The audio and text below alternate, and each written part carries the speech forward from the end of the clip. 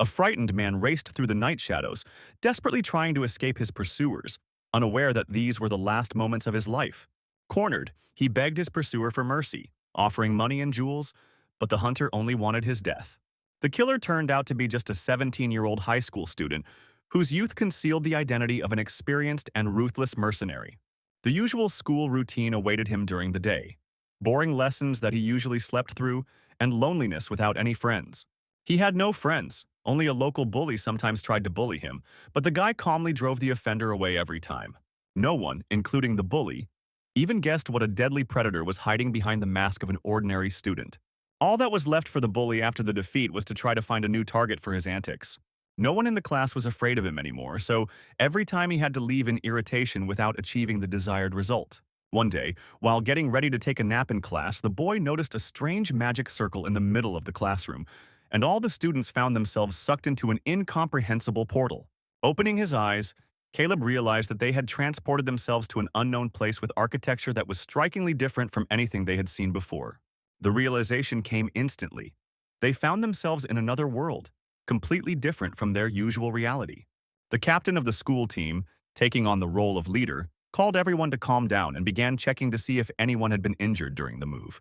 Jeremy, known for his rebellious nature, snorted in displeasure, ignoring the footballers' attempts to restore order.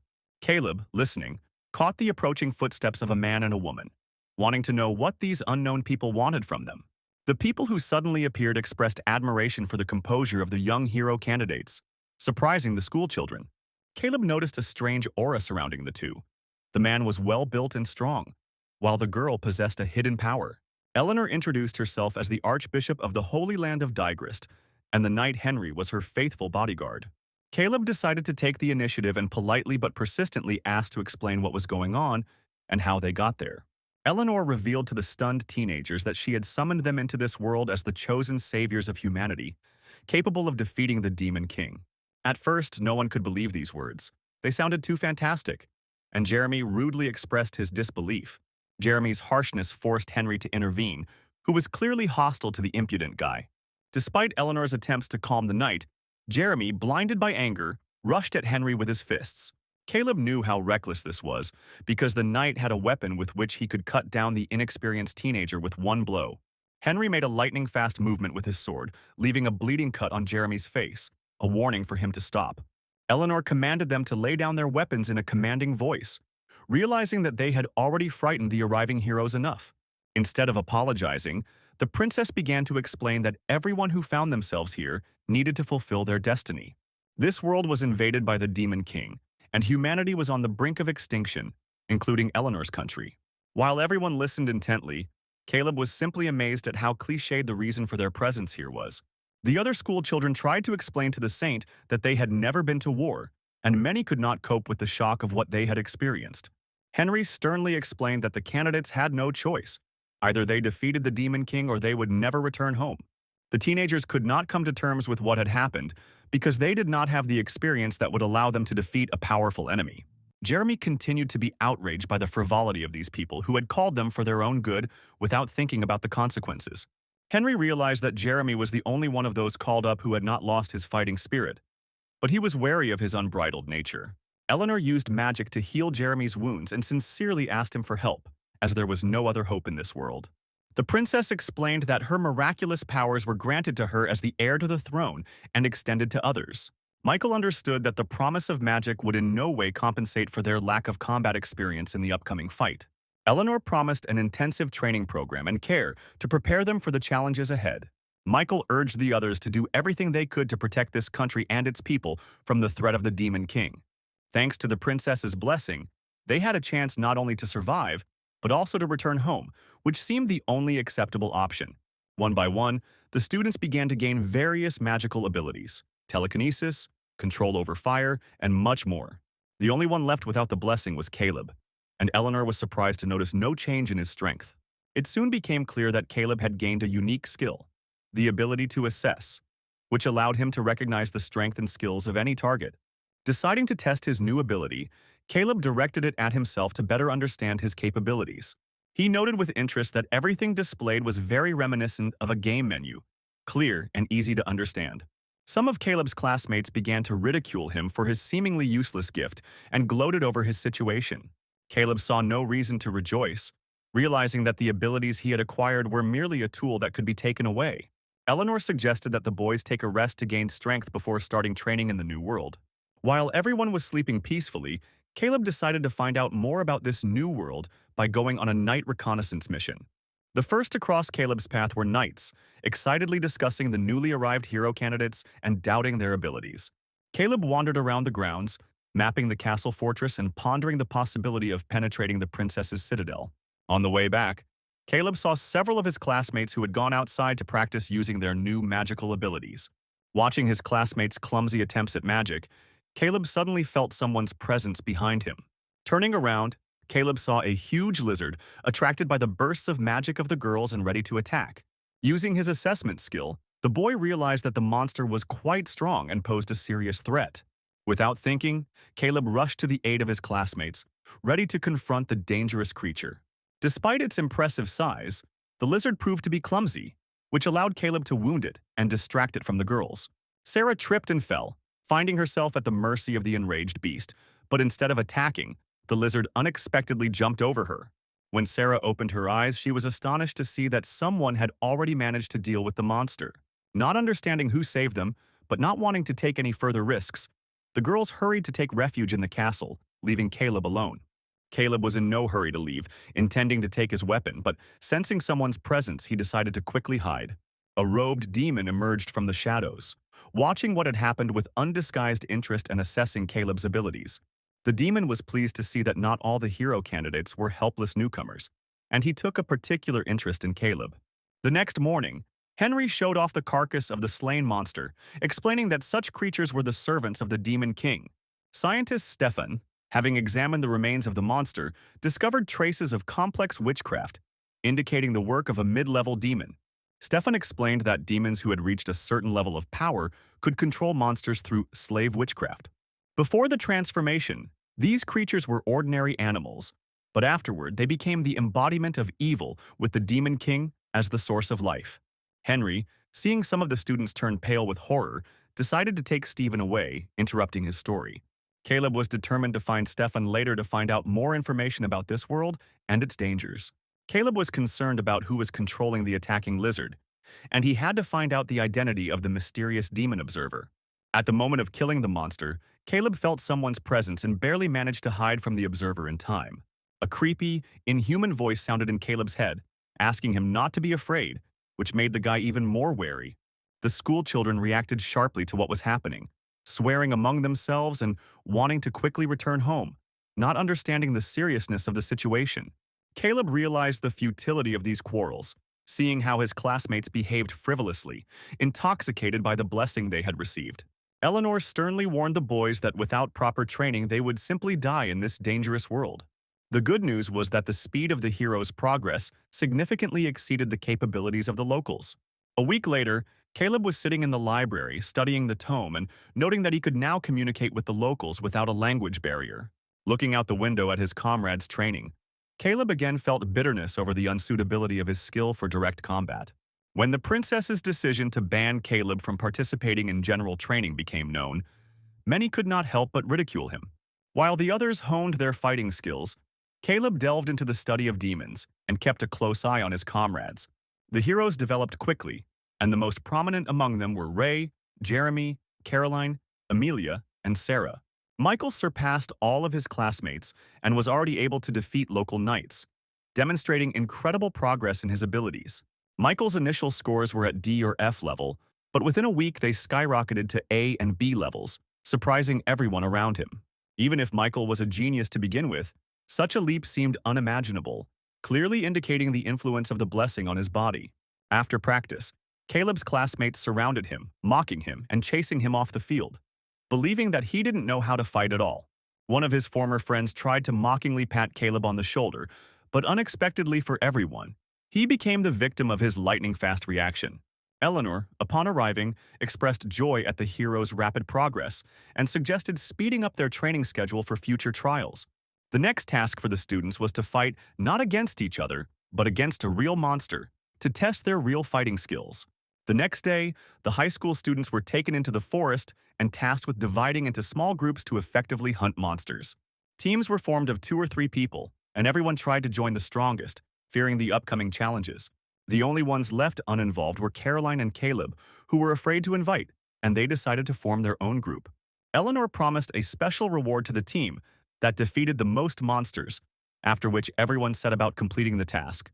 Caroline warned Caleb about the superiority of her blessing and asked him not to interfere with her work while she was hunting. Caleb didn't argue, which seemed to anger Caroline, and began scanning the area for the first enemies. The first monster they encountered was a goblin, which Caroline dealt with using her ability to control the enemy's mind. Even for the strong Caroline, holding off the goblin for long proved difficult, and she quickly began to lose strength. Caleb calmly suggested to Caroline that they not delay with the enemy and deal with him, fearing an attack from other monsters from behind. Caroline hesitated, feeling sorry for the goblin because of his resemblance to humans. But Caleb reminded them that all monsters here were their enemies. After the first goblin, 3 more attacked, which Caroline immobilized and forced to break their necks using her power. Even proud Caroline admitted that being in real combat and seeing dead bodies shocked her more than she expected. Caleb calmly explained that if she didn't kill the monsters would take the chance and kill her, emphasizing the brutality of the situation. Caroline was struck by Caleb's calm. A guy with no ability to defend himself remained cool and offered to move on. Things weren't going so well for the others. Despite the strength of the fighters, their enemy turned out to be tough and forced them to retreat. The hero's opponent was a demonic bear, which possessed greater resistance to attacks and superior strength. In another part of the forest, Caroline remembered her grandfather, who raised her, and decided to return to her world for him. The girl did not have time to thank her grandfather for his kindness, and did not want to upset him with her disappearance. Caleb interrupted Caroline's thoughts, advising her to change direction to avoid getting lost in the forest. Caroline was confident that they wouldn't get lost if they went in the direction they had chosen, which Caleb considered a big mistake. The girl was irritated by Caleb's behavior. Recently, he had coldly demanded that the monsters be killed, but now he was acting distant. Hearing cries for help, Caleb and Caroline decided to head to their classmate to help her.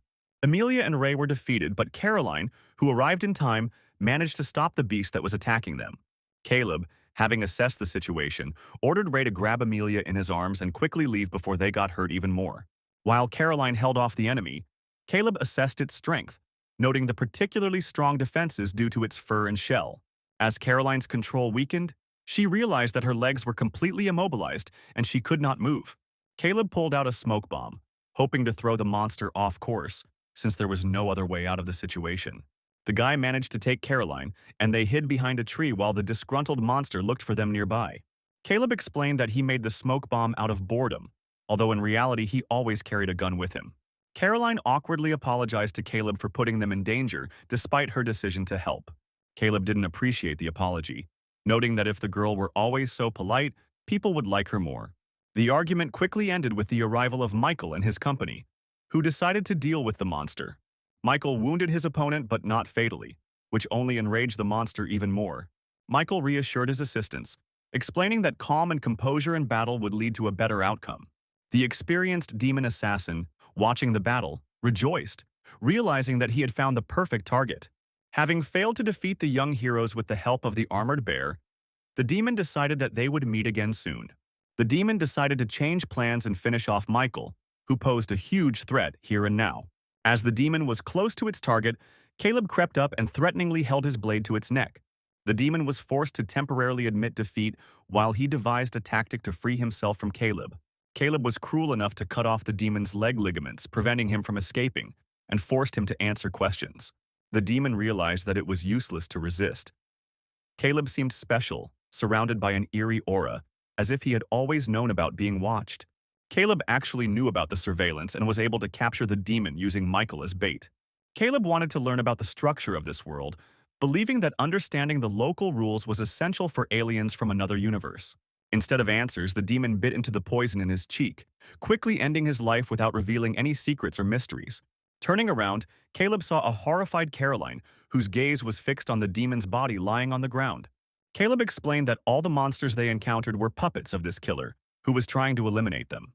Caroline had a hard time accepting that killing a demon that wanted them dead was a justifiable action.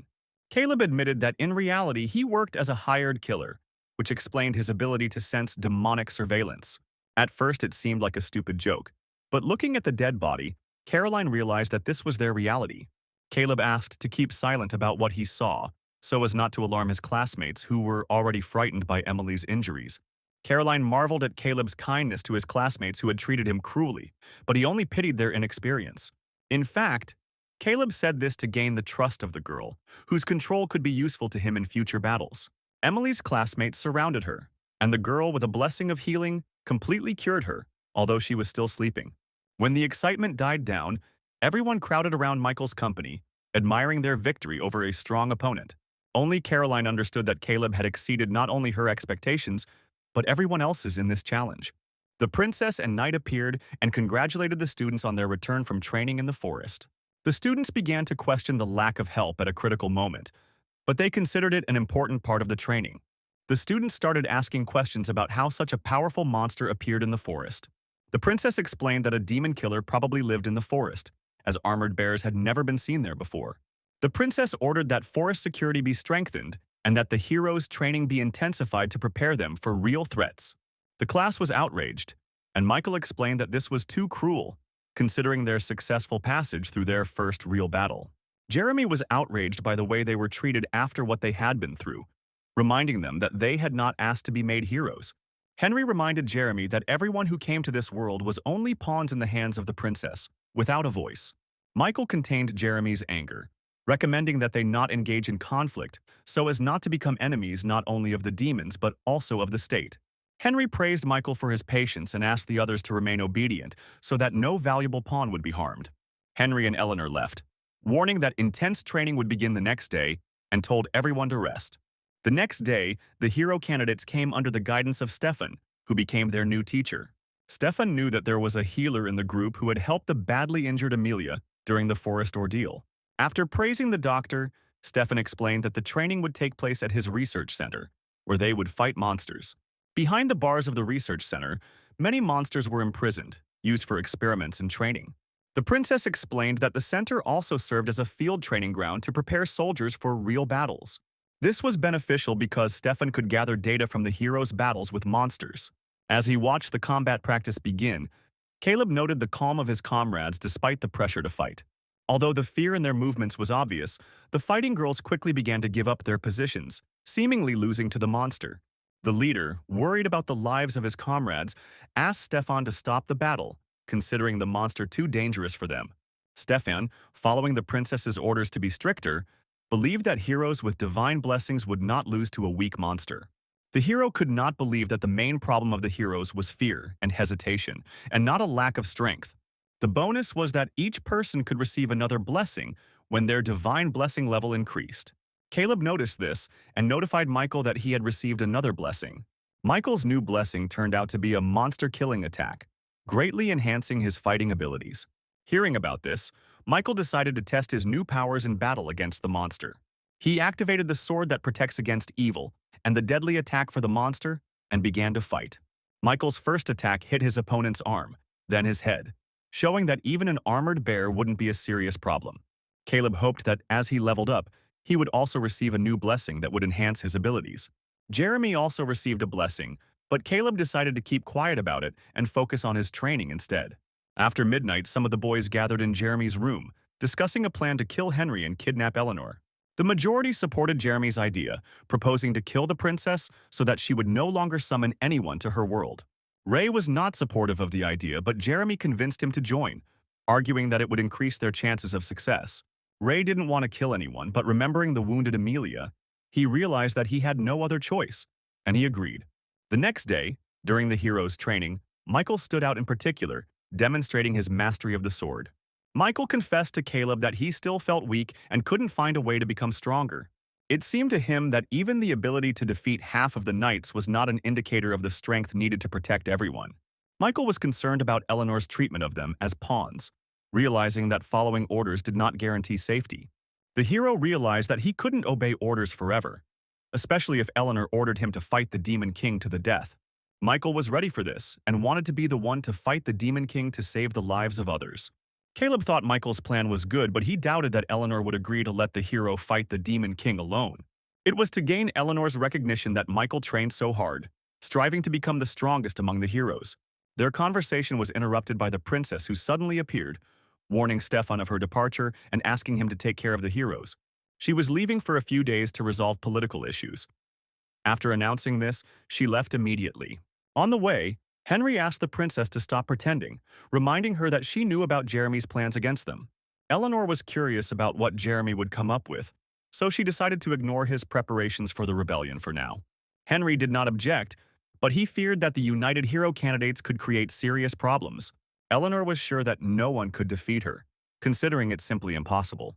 The princess saw the advantage in the situation, planning to use it to finally break the will of the heroes. Eleanor was more concerned about another suspicious character, whom she decided to leave alone for now. That evening, the boy sneaked out of the dorm and defeated a lizard monster in 13 seconds, testing his abilities. After checking his system, Caleb realized that there had been no significant changes in his performance. After leveling up in a fight with a demon assassin, Caleb gained a new skill, but he didn't know how to use it. Suddenly, a monster unexpected for this area appeared, which turned out to be very strong and resistant to attacks. Despite a moment of fear, the hero decided to use the situation to test his new ability to display weaknesses. Once the weak spot on the back of the monster's head was noticed, Caleb was able to quickly defeat it. Although the skill proved useful, the boy realized that this power was not enough to survive in the new world. Realizing the need to become stronger, he decided to increase his power as quickly as possible to survive in this dangerous world. Caleb noticed the attacking goblins, but quickly saw their weaknesses and easily defeated his opponents. The observant young man drew conclusions about the monster's weaknesses and decided to test his new skill on other types of creatures. Suddenly, Caleb heard a person approaching. Caroline had come for him in the middle of the night. The guy warned her about the dangers of walking alone in the forest, but the girl was indignant, believing that these words should belong to her. Caleb explained his habit of night restrictions and the ease of fighting monsters in the dark. A distrustful Caroline asked for an explanation and learned of the experiments with the new blessing. Intrigued, she decided to ask about the blessing, but Caleb turned away indifferently, not seeing the point. The indignant student believed that she had worried in vain after having traveled a long way, which only made her companion laugh. The obvious mockery embarrassed Caroline, but the young man again invited her to return to the room, promising to soon follow her example. Their plans were ruined when the girl noticed smoke coming from the direction of the dormitory. The students ran out of the burning building, running into demons waiting for them. Michael tried to protect his weak classmates, but it seemed pointless due to the growing number of monsters. The lack of understanding of the reasons for the appearance of monsters near the dormitory did not prevent the decision to deal with the threat. Seeing the fire, Caleb and Caroline rushed to help their classmates. Ray, out of breath and scared, explained the situation. A huge fire had suddenly broken out, and when they ran out, a whole horde of terrible monsters was already waiting for them. Caleb suspected human cunning in the monster's uncharacteristic behavior, realizing that ordinary monsters do not act in such an organized manner. Stefan, sitting on the roof, confirmed the correctness of the young man's guess with a smile, clearly enjoying the chaos that was unfolding. The boy realized that the scientist's presence explained the escape of the monsters from the research center where they were kept for experiments. Caleb learned that the monsters were enhanced with special drugs developed by Stefan to perfectly carry out the order and destroy the potential heroes. Caroline's assumption about Eleanor's order turned out to be wrong. The order came from the Demon King himself, which made the situation even more dangerous. The students couldn't believe Stefan's betrayal, but the scientist didn't care. His only goal was to continue his research on demons with the king's support. The heroes were disgusted by the researcher's passion for his work, to the point of obsession, ignoring all moral principles. The scientist, ignoring the condemnation, declared his intention to understand the essence of the monsters at any cost. Stefan gave the order to attack, and the monsters from the fortress wall rushed at the heroes. Caroline reacted in time and managed to stop the attack at the last moment with her control skill, even ordering the monsters to attack their creator. The scientist appreciated the girl's attempt, but explained its futility. The monsters continued their attack at his command, ignoring Caroline's control. Stefan explained the superiority of his control technique and again ordered the attack, demonstrating complete power over the creatures. Seeing Caroline's unpreparedness for the attack, Caleb saved her from the monster's attack in time, pulling her aside. The young man ordered her to duck and began to deal with the monsters one by one, demonstrating incredible speed and accuracy. Most of the monsters were defeated. The rest stopped in fear. surprising Stefan with their fear of the guy with the useless blessing. Caleb, after scanning his opponent's skills, realized the reason why Caroline's mind control was ineffective. Stefan's level was much higher. Frightened, the scientist decided to use his secret weapon against the heroes, preparing to summon something terrible. The observer did not notice the approach of new monsters and barely dodged a sudden pillar of fire that burst out of nowhere. A red fire dragon appeared, responding to its master's call, its scales sparkling in the reflections of the flames. The dragon began to attack, and Caleb managed to save Caroline, taking her to a safe distance from the monster's flaming breath. After this, the young man called Ray and asked him to leave, warning him about the seriousness of the dragon's next attack. As the dragon flew towards Caleb, he saw its weak spot on the neck, but the blades broke on the thick scales without causing any harm. Jeremy appeared in time and began attacking the dragon with a fire explosion skill, hoping for effectiveness. The attempt was unsuccessful, and Jeremy had to put out the burning clothes on the ground, cursing his failure. Caleb realized that by using his comrade's fire skill, they could defeat the dragon if they coordinated their attack correctly. Jeremy didn't want to cooperate with the loser, but without knowing the monster's weak points, his attacks were useless against the fireproof scales. The distrustful student decided to sort out the situation on his own, ignoring Caleb's advice. After another fiery strike from the dragon, Jeremy realized the pitifulness of his attempts and the need for joint action. Having agreed to help, the young man learned about the dragon's weak spot from his observant comrade. Caleb promised to distract the monster, giving Jeremy time for a decisive attack on its vulnerable point. Stefan, noticing the unification of the heroes, became frightened and gave the dragon the order to attack with maximum force. Following the plan, Caleb distracted the dragon by throwing daggers and irritating the monster, dodging fire attacks. At that moment, Jeremy slipped under the dragon's body and unleashed a powerful fire blast that burned the monster from the inside through a vulnerable spot. Despite his fatigue, the winner looked with satisfaction at the result of his work, realizing the importance of teamwork. Caleb, noticing his comrade's exhaustion, advised him to rest and began asking Stefan about his future plans, preparing for new threats. Stefan knew he had many more monsters at his disposal, confident in his superiority. However, the scientist did not expect that during this time the other heroes would deal with all of his puppets, demonstrating unexpected effectiveness. Realizing the hopelessness of the situation, Stefan decided to run away, but was stopped by Ray, who used the wind element. After falling into a water ball created by one of the students, the researcher found himself in front of Caleb, who was interrogating him. Having agreed to cooperate, Stefan suddenly died from a curse that the observant young man had read about in the library, leaving the heroes without answers. Michael sadly realized that their situation had become more difficult due to the inability to obtain information from enemies who were dying from a mysterious curse. Caleb knew that the threat from the Demon King's army would only grow, requiring them to prepare even more. The next day, the candidates met with Eleanor, who was upset by the incident during her absence. The disciples suspected that Stephen, as a close servant, should have aroused suspicion, but the saint only smiled mysteriously, without giving a direct answer.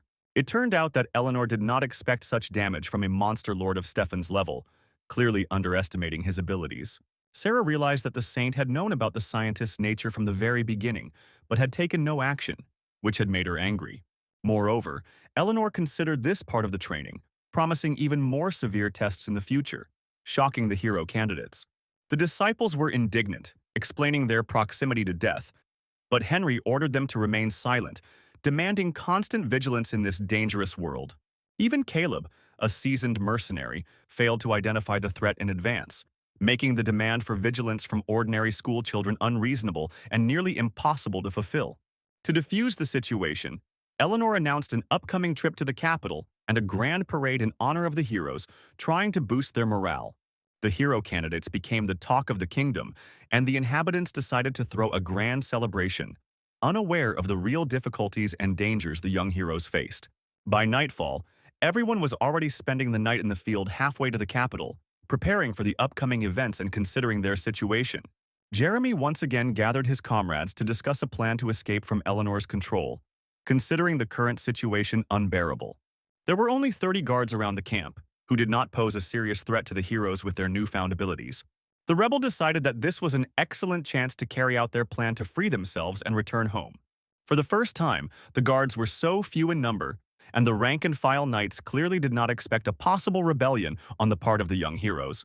Caleb, having overheard the conversation, understood that Jeremy was right about the small number of soldiers, but he suspected a catch. The observant young man realized that the reason lay in Eleanor and Henry's confidence in their own powers, which were capable of stopping any rebellion. Realizing the risk of rebellion, Caleb decided to turn to Michael for help, explaining the situation and the possible consequences. Hours later, Jeremy's group gathered in the forest, waiting for the moment to attack, unaware of the opposition that was being prepared. Michael's supporters approached them, urging them to stop and not to act rashly, risking everything they had achieved. They explained that killing Eleanor and the soldiers at this point would do nothing to help them return home, but would only complicate the situation. Sarah echoed this sentiment, acknowledging her irritation at Eleanor's actions but dismissing the attack as madness that could cost them their lives. Jeremy was angry, not understanding how they could continue to follow orders after everything that had happened, feeling betrayed. Michael understood his comrade's feelings, but sincerely believed in the possibility of another way out of the situation, calling for patience and strategic thinking. The leader of the heroes intended to become Eleanor's pawn in order to defeat the Demon King himself and ensure everyone's safety, believing in his growing powers. Michael's confidence in his future strength and influence over Eleanor shook Jeremy's doubts, causing him to think. However, the dissatisfied man did not want to wait and suggested that Michael join them for an immediate return home, ignoring the risks. Michael's supporters understood the need to use force to prevent a riot in order to avoid stupidity and possible casualties. Jeremy also realized that a clash was inevitable, and the two groups entered into a standoff, ready to fight. The guards noticed the conflict, but Michael awkwardly explained the situation as a minor quarrel, trying to prevent interference. The rebels were forced to retreat, missing the moment, but Michael's gentleness increasingly irritated Jeremy, strengthening his resolve. The next day, the candidates arrived in the capital, admiring the majestic buildings and the colorful crowd of citizens, temporarily forgetting their differences. Henry sternly ordered the crowd to make way for Eleanor and the group of candidate heroes, demonstrating the importance of their mission. Seeing the people's joy, the heroes realized the truth of Eleanor's words about their expectation in the capital, which raised their spirits a little. The holy knight Raphael, who met them, greeted the candidates and offered them a rest after the long journey, unaware of the hidden conflicts within the group. The students dispersed to their rooms. Some enjoyed soft beds, others luxurious baths, temporarily forgetting the hardships of their situation. Caleb surveyed the capital from a high tower, realizing the need to urgently gather information about the real state of affairs in the kingdom. Having descended, the observant young man noticed the abundance of guards in the castle and decided to move quietly so as not to arouse suspicion. Caleb soon saw Raphael talking to the soldiers about the arrival of the heroes and the worries surrounding it, which caught his attention. The guards were worried about a possible cultist invasion and suggested beefing up security for safety, revealing a previously unknown threat. Raphael assured them of safety while the hero candidates were in the capital, clearly overestimating their capabilities. Realizing the futility of further eavesdropping, Caleb decided to go into town for more information. At the nearest tavern, the young man ordered ale so as not to arouse suspicion and listened to the conversations of the locals. The discussions revealed that residents criticized the candidates but feared the church that had chosen the heroes, indicating the difficult political situation in the kingdom. Caleb decided to ask the tavern owner about local traditions, pretending to be a traveler. The observant young man began to inquire about the Demon King's believers, trying to understand the scale of the threat. The tavern owner explained that because of the war with the all-powerful Demon King, fanatics appeared who admired his power and caused trouble. It turned out that the cultists had been rampaging across the country, recently blowing up several aristocratic houses, which had seriously destabilized the situation. Realizing the seriousness of the problem, Caleb decided to continue his investigation, knowing that the hidden cultists could attack at any moment. Suddenly, an out-of-breath Carolyn appeared on the young man's path, having spent a long time looking for him all over the city. Caleb explained his absence by the need to gather information about the capital, but the girl asked him not to act alone anymore. The young man insisted on his independence, but seeing Caroline's indignation, he decided to listen to her request for cooperation. Caleb gave her the task of gathering information, and Caroline enthusiastically went to do the job, glad to be of service. Nearby, a mysterious man in a red cloak was listening intently to their conversation, his eyes gleaming ominously in the shadow of his hood. Caleb returned to the castle, frustrated by the paucity of information he had gathered and a growing sense of danger. Suddenly, the young man heard a strange noise outside the door and decided to find out its cause, preparing for a possible threat. In the hall, Caleb encountered worried classmates animatedly discussing someone's disappearance. One of the girls explained that Caroline had not returned, and they had decided to split up to search, unaware of the real danger. Caleb understood the gravity of the situation, knowing about Caroline's assignment, and decided to listen to his classmates' ideas while hiding his knowledge. The young man was questioned about Caroline, but he lied, saying that he was sleeping in his room, so as not to arouse suspicion. Sarah and the others were reluctant to search for the missing woman, but Michael insisted on an immediate search of the city, sensing a possible threat. Once outside, Caleb found the place where he last met Caroline, trying to reconstruct the events. The observant young man noticed Caroline's student ID card on the ground, confirming his worst fears. While Caleb was analyzing the situation, he was suddenly attacked by fanatics from the Church of the Devil, taking him by surprise. The young man quickly dealt with the attackers, leaving one alive for questioning about Caroline's kidnapping. Meanwhile, in the dark dungeon of the Church of the Devil, Caroline was handcuffed, trapped by the cultists. The captive was tormented by members of the sect, who tried to extract information about the hero candidates. The sectarians, confident in the schoolgirl's weakness, decided to humiliate her, hoping for a quick capitulation and the disclosure of secrets.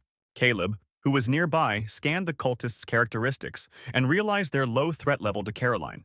The young man quickly eliminated his opponents and freed the girl, demonstrating his fighting skills. Frightened and shocked, Caroline began to apologize for her carelessness, realizing the danger of the situation. But their peace was short-lived. They were met with another problem in the form of the Holy Knight Raphael, who attacked them, introducing himself as the head of the Church of the Demon King. Caleb, preparing for battle, realized the gravity of the situation. If the enemy had penetrated so close to Eleanor, the kingdom was in real danger. The young man, having scanned Raphael's characteristics, realized that almost all of the enemy's indicators were at the highest level, requiring maximum caution. After the first attack, Raphael used the power of fire, rushing at Caleb, counting on the impossibility of dodging in the air. However, the Holy Knight did not expect that the boy had a weapon from another world that could change the course of the battle. Caleb fired at the enemy's head, easily hitting his target but regretting the wasted precious bullet. The young man realized the imperfections of his close combat skills and decided to improve them to increase his chances of survival in the new world. Caroline, who had approached, was frightened when she saw the gun but did not ask any questions, understanding the connection between the weapon and Caleb's past. The girl thanked him for saving her and told him about the impossibility of using magic due to the shackles, revealing new information about the world. Caleb realized that there were many unknown tools in this world that required further study. Throwing a cloak over Caroline's shoulders, the young man suggested leaving, and the girl warned her about the danger from the cultists. This information was not news to Caleb, as he had already interrogated the men who had attacked him. A captured cultist spoke of an order to kill potential heroes to bring about universal destruction, revealing the cult's true goals. Caleb, thinking about Caroline's possible death, learned of her status as a hostage to kill the other candidates. The young man concluded that the sectarians were indirectly collaborating with demons, unlike Stefan, due to the absence of a deadly curse. Caleb warned Caroline against letting her guard down, emphasizing the variety of threats in this world. The girl, frightened by the ease of falling into a trap, apologized for her naivety, realizing the seriousness of the situation. At that moment, they saw Michael running towards them, rejoicing at their safety. Caleb told him about the Church of the Demon King and their plans to destroy the hero candidates. Michael realized the difficulty of fighting humans compared to monsters because of the difficulty of recognizing them. He suggested informing Eleanor to strengthen security, although everyone understood the possible futility of this step. Suddenly, there was a loud explosion and smoke rose from the direction in which one of the groups of students was heading. Three heroes are surrounded by an army of fanatics, forcing them to prepare for a serious battle for their lives and the future of this world. The attack was not only on this group, but on all classmates who were looking for Caroline. Caleb, having scanned the enemy's skills, realized that their abilities were inferior to Raphael, but they were a fighting force ready for battle. Caroline immobilized most of the opponents, and the young man cold-bloodedly destroyed them one by one.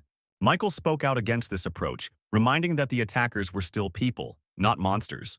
The leader of the heroes did not expect a sudden attack from behind, but tried to reach out to the attacker, trying to understand his motives. Caroline wanted to help Michael with her control, but Caleb forbade it, believing that it was time for him to become stronger on his own. Finally, Michael began to win, knocking the enemy's weapon out of his hands, but he did not give up and managed to wound the hero. The young man had no choice but to attack back, overcoming his moral principles. Caleb ordered the wounded cultist to be finished off, explaining the risk of his recovery and a new attack on others. Michael did not understand such cold-bloodedness towards a defeated man. The observer explained that as the strongest in the class, Michael must protect his classmates from potential threats. These arguments convinced Michael, and he ended the life of his opponent, overcoming his internal conflict. The rest of the classmates also did well, demonstrating unexpected efficiency. Jeremy, supporting his comrades, dealt with the strongest of the attackers, demonstrating leadership qualities. In Sarah's group, things were similar. The girl burned enemies using her abilities.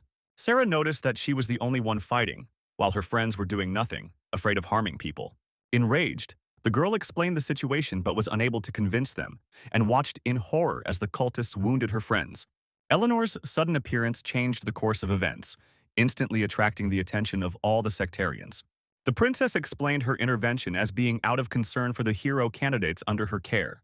The believers underestimated the power of one girl, unaware of Eleanor's true abilities. The saint used control, causing all the believers to fall face down on the ground, completely immobilizing them.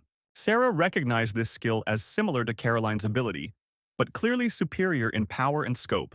Eleanor explained her intervention by saying she did not want the candidates to suffer in this situation. The princess expressed hope that in the future, heroes will be able to cope with such threats on their own. Before leaving, Eleanor remembered the need to deal with the fallen believers. Addressing the candidates, the saint ordered them to take up the fallen weapons of the sectarians. Eleanor then demanded that the heroes kill these people with their own hands, shocking many with her order. Watching from above, Caleb and Caroline finally understood how the third-level enslavement technique worked. The young man and woman were amazed by the scale of Eleanor's technique, which was capable of subduing an entire crowd at once. Caleb watched the saint closely, trying to think of a way to counter this powerful force. Half a day after the attack by the believers, classmates gathered to discuss what had happened. Sarah admitted that the girls in her group are in a state of shock after what they experienced. Ray expressed anger at Eleanor's actions in forcing the girls to kill with their own hands. Sarah, who was also cursed, was more resilient and was more angry at the situation than traumatized. Michael was frustrated by his inability to protect his comrades from this terrible experience. Even Caroline felt that ending the battle quickly might have saved the others from the traumatic order. Caleb knew the outcome was inevitable due to the failure to confront Eleanor's greatest threat.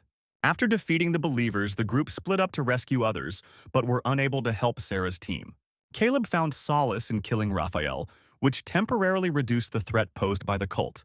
The young man invited Caroline into his room to discuss a new idea to confront Eleanor. Caleb offered to learn how to resist the enslavement technology and asked Caroline for help. The girl agreed but asked for a more detailed explanation of the plan. Caleb then asked Caroline to use her control ability on him as an experiment. The day after the victory over the sect, a grand parade was held in honor of the heroes. The victory over the sectarians showed the city's residents the strength of the candidates, winning their hearts. Caleb wasn't enjoying the parade, focusing on Eleanor and trying to figure out if the attack was part of her plan. After leaving the city, Eleanor ordered the candidates to return to the temple of the city of Alpha on their own. Alpha, the city of their summoning, was under the complete control of Eleanor. The saint did not accompany the group, leaving it to Henry to deal with the aftermath of the incident. While some were rejoicing at their return, the girls from Sarah's team were still in shock. Eleanor's very proximity seemed to cause them great fear. Pleased with the effect of intimidation, the princess left, wishing everyone a good journey. Sarah, angry, hugged her friend, who had not yet dealt with the consequences of the previous night, and was forced to remain silent. That night, Jeremy's team went into the woods, preparing an ambush, while the others rested near the tents. Caroline didn't believe in their resolve, but Caleb thought the moment was opportune because of Eleanor's absence. The observer saw no point in stopping the boys, allowing events to develop. Ray acted as bait, leading Henry into the forest under the pretext of a dangerous beast. The proximity of the capital made the dragon's threat serious for local residents. Henry was unaware of Jeremy's impending attack at the appointed place. Jeremy unleashed a powerful explosive blessing, narrowly missing Ray but effectively attacking Heinrich. The knight loudly scolded Jeremy, but he paid no attention, activating additional traps. Despite the blows, Henry stood firm thanks to the power of his blessing. Continuing to be indignant, the knight could not stop the determined Jeremy. The bully called his team, ready for battle, ordering them to kill Henry at any cost. At the last moment, the knight released a signal ball, creating a bright fireworks display. Seeing the signal, Caleb realized the failure of Jeremy's plan. The guard soldiers noticed the distress signal, realizing that Henry was under attack. As the soldiers gathered to help, Caleb began methodically eliminating them one by one. Not understanding the betrayal, the knights received a cold explanation from the young man about the lack of personal motives. Henry's battle with Jeremy's team reached its peak intensity. Despite resisting everyone, it was Jeremy who became the main threat to the knight. After a surprise attack, Henry lost his arm, losing the ability to defend himself. Ray volunteered to check out the situation and stop any possible interference. Eleanor's sudden appearance made this pointless, surprising her with the strength of the candidates. At the camp, Caroline tied up the knights with her powers. Michael and his team arrived and were surprised by the girl's obedience to other people's orders. Caleb, who gave the order, praised Caroline and reported the elimination of the remaining fugitives. Caleb's ruthlessness shocked even Caroline, who was accustomed to his cruelty. The young man explained the elimination of the knights by the fact that Jeremy's team was busy fighting with Henry. Sarah was surprised by the reality of the plan for rebellion, considering the previous conversations to be fiction. Michael didn't believe Caleb would support Jeremy's plan, but he explained his neutral stance. The observer advised Michael to focus on stopping Jeremy as the more important task. Realizing the need, Michael decided to put off talking to Caleb and went to the battlefield. Henry apologized to Eleanor for the failure, acknowledging the impact of age on his strength. Jeremy, understanding the tension of the situation, ordered the team to hold formation and follow the plan. The bullies' comrades doubted Eleanor's ability to control them. The saint explained the conditions of her control power, which weakened with the strength of the target. Eleanor claimed that even blessed heroes could not resist her miraculous power. Jeremy mockingly challenged the princess to a fight without using control. Despite understanding the provocation, Eleanor agreed, wanting to show the candidates their place in the hierarchy of power. Henry, although he knew the princess's strength, was still worried about whether everything would be okay with her. But the princess reminded that she was a saint, and God loved her much more than all these children put together. Jeremy attacked, but Eleanor easily pushed him back with her earth attack, after which she began to attack with wind, fire, water, scattering everyone around. She thought that this had already broken their fighting spirit enough, but she was very wrong. Jeremy advised her not to consider herself a winner, because even her strength has its weaknesses. At that moment, Michael appeared with his company, who called on Jeremy and the others to lay down their arms and stop fighting. But Jeremy didn't want to sit idle like Michael had, and suggested that he leave if he wasn't ready to fight. The others were of the same opinion, because they could no longer trust these people and were not going to listen to their orders. Sarah, to everyone's surprise, agreed with their opinion and suggested that they simply join in and help them win instead. Amelia was clearly against this decision because she didn't want to decide anything by brute force, and Michael couldn't bring himself to give the order. Seeing this, the princess explained that since they were also the instigators, she would not be able to forget everything they had done, and regardless of their decision, everyone would be punished. Then, using wind magic, she scattered all the students in the area, and the weakest of them even lost consciousness. Jeremy, though wounded, was still standing. Approaching Michael, he explained that Michael couldn't protect anyone anyway, and that if he didn't help now, sooner or later, Eleanor would kill them all. Then Michael realized that there was no way out, and it seemed that this was what Sarah had been waiting for, having already prepared her flame for battle. Even Amelia, having come to her senses, joined this fight. Pleased with this spectacle, the princess decided to show the hero candidates why her existence was so valuable. Caleb and Caroline were not far from the battle site. Caroline wasn't sure what they should do now, but Caleb decided to just stand there and watch until Eleanor finally used the enslavement technique. Henry was the first to enter the fray, defending Eleanor from physical attacks. The princess appreciated his efforts and therefore helped him by returning his hand to its place. This upset the disciples who had spent so much effort to incapacitate him. Sarah understood that although Henry had now become his former self, there were now more of them, and their strength had also increased. The princess suggested not to waste time and begin the fight, which would become a new test for the candidates. After all, if they could not defeat her, then they would also lose in the fight with the Demon King. Michael was the first to attack, with his allies covering his back. Henry realized that Michael's blessing was very strong, so soon he would not be able to block the candidates' attacks. Seeing this, Eleanor decided to help him using her ice magic. Sarah noticed this in time and managed to melt most of the fragments with her fire magic, but she was no longer able to save Michael from the next blow. The fragments wounded him. Seeing this, Amelia was furious, afraid their leader might be harmed. She decided to help with telekinesis. Ray also joined her with his wind magic, and they began attacking Eleanor to distract her. But to her shock, right at her feet, all the magic dissipated and fell. It turned out she had a special protection, so spells and blessings had no effect on her. Caleb, who was nearby, saw that she had the ability Saint's Blessing, and although her defense indicators were low, she did not need special magical protection. Only a physical attack should have worked against her. But Henry protected her from physical attacks. At this time, Henry was busy with Jeremy, who began to attack with simple physical blows without using the explosion. But even such attacks were very strong against the knight. Michael and Jeremy divided their responsibilities. While Jeremy distracted Henry, Michael had to fight the saint.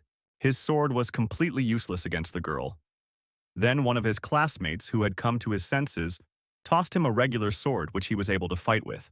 The princess was even pleasantly surprised that Michael was determined to fight, but Michael knew that if it weren't for one person who believed in them, none of this would have happened.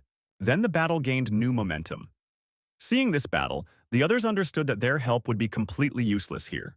Besides, they couldn't help Jeremy, since he was fighting close quarters, and any magical intervention could affect him as well.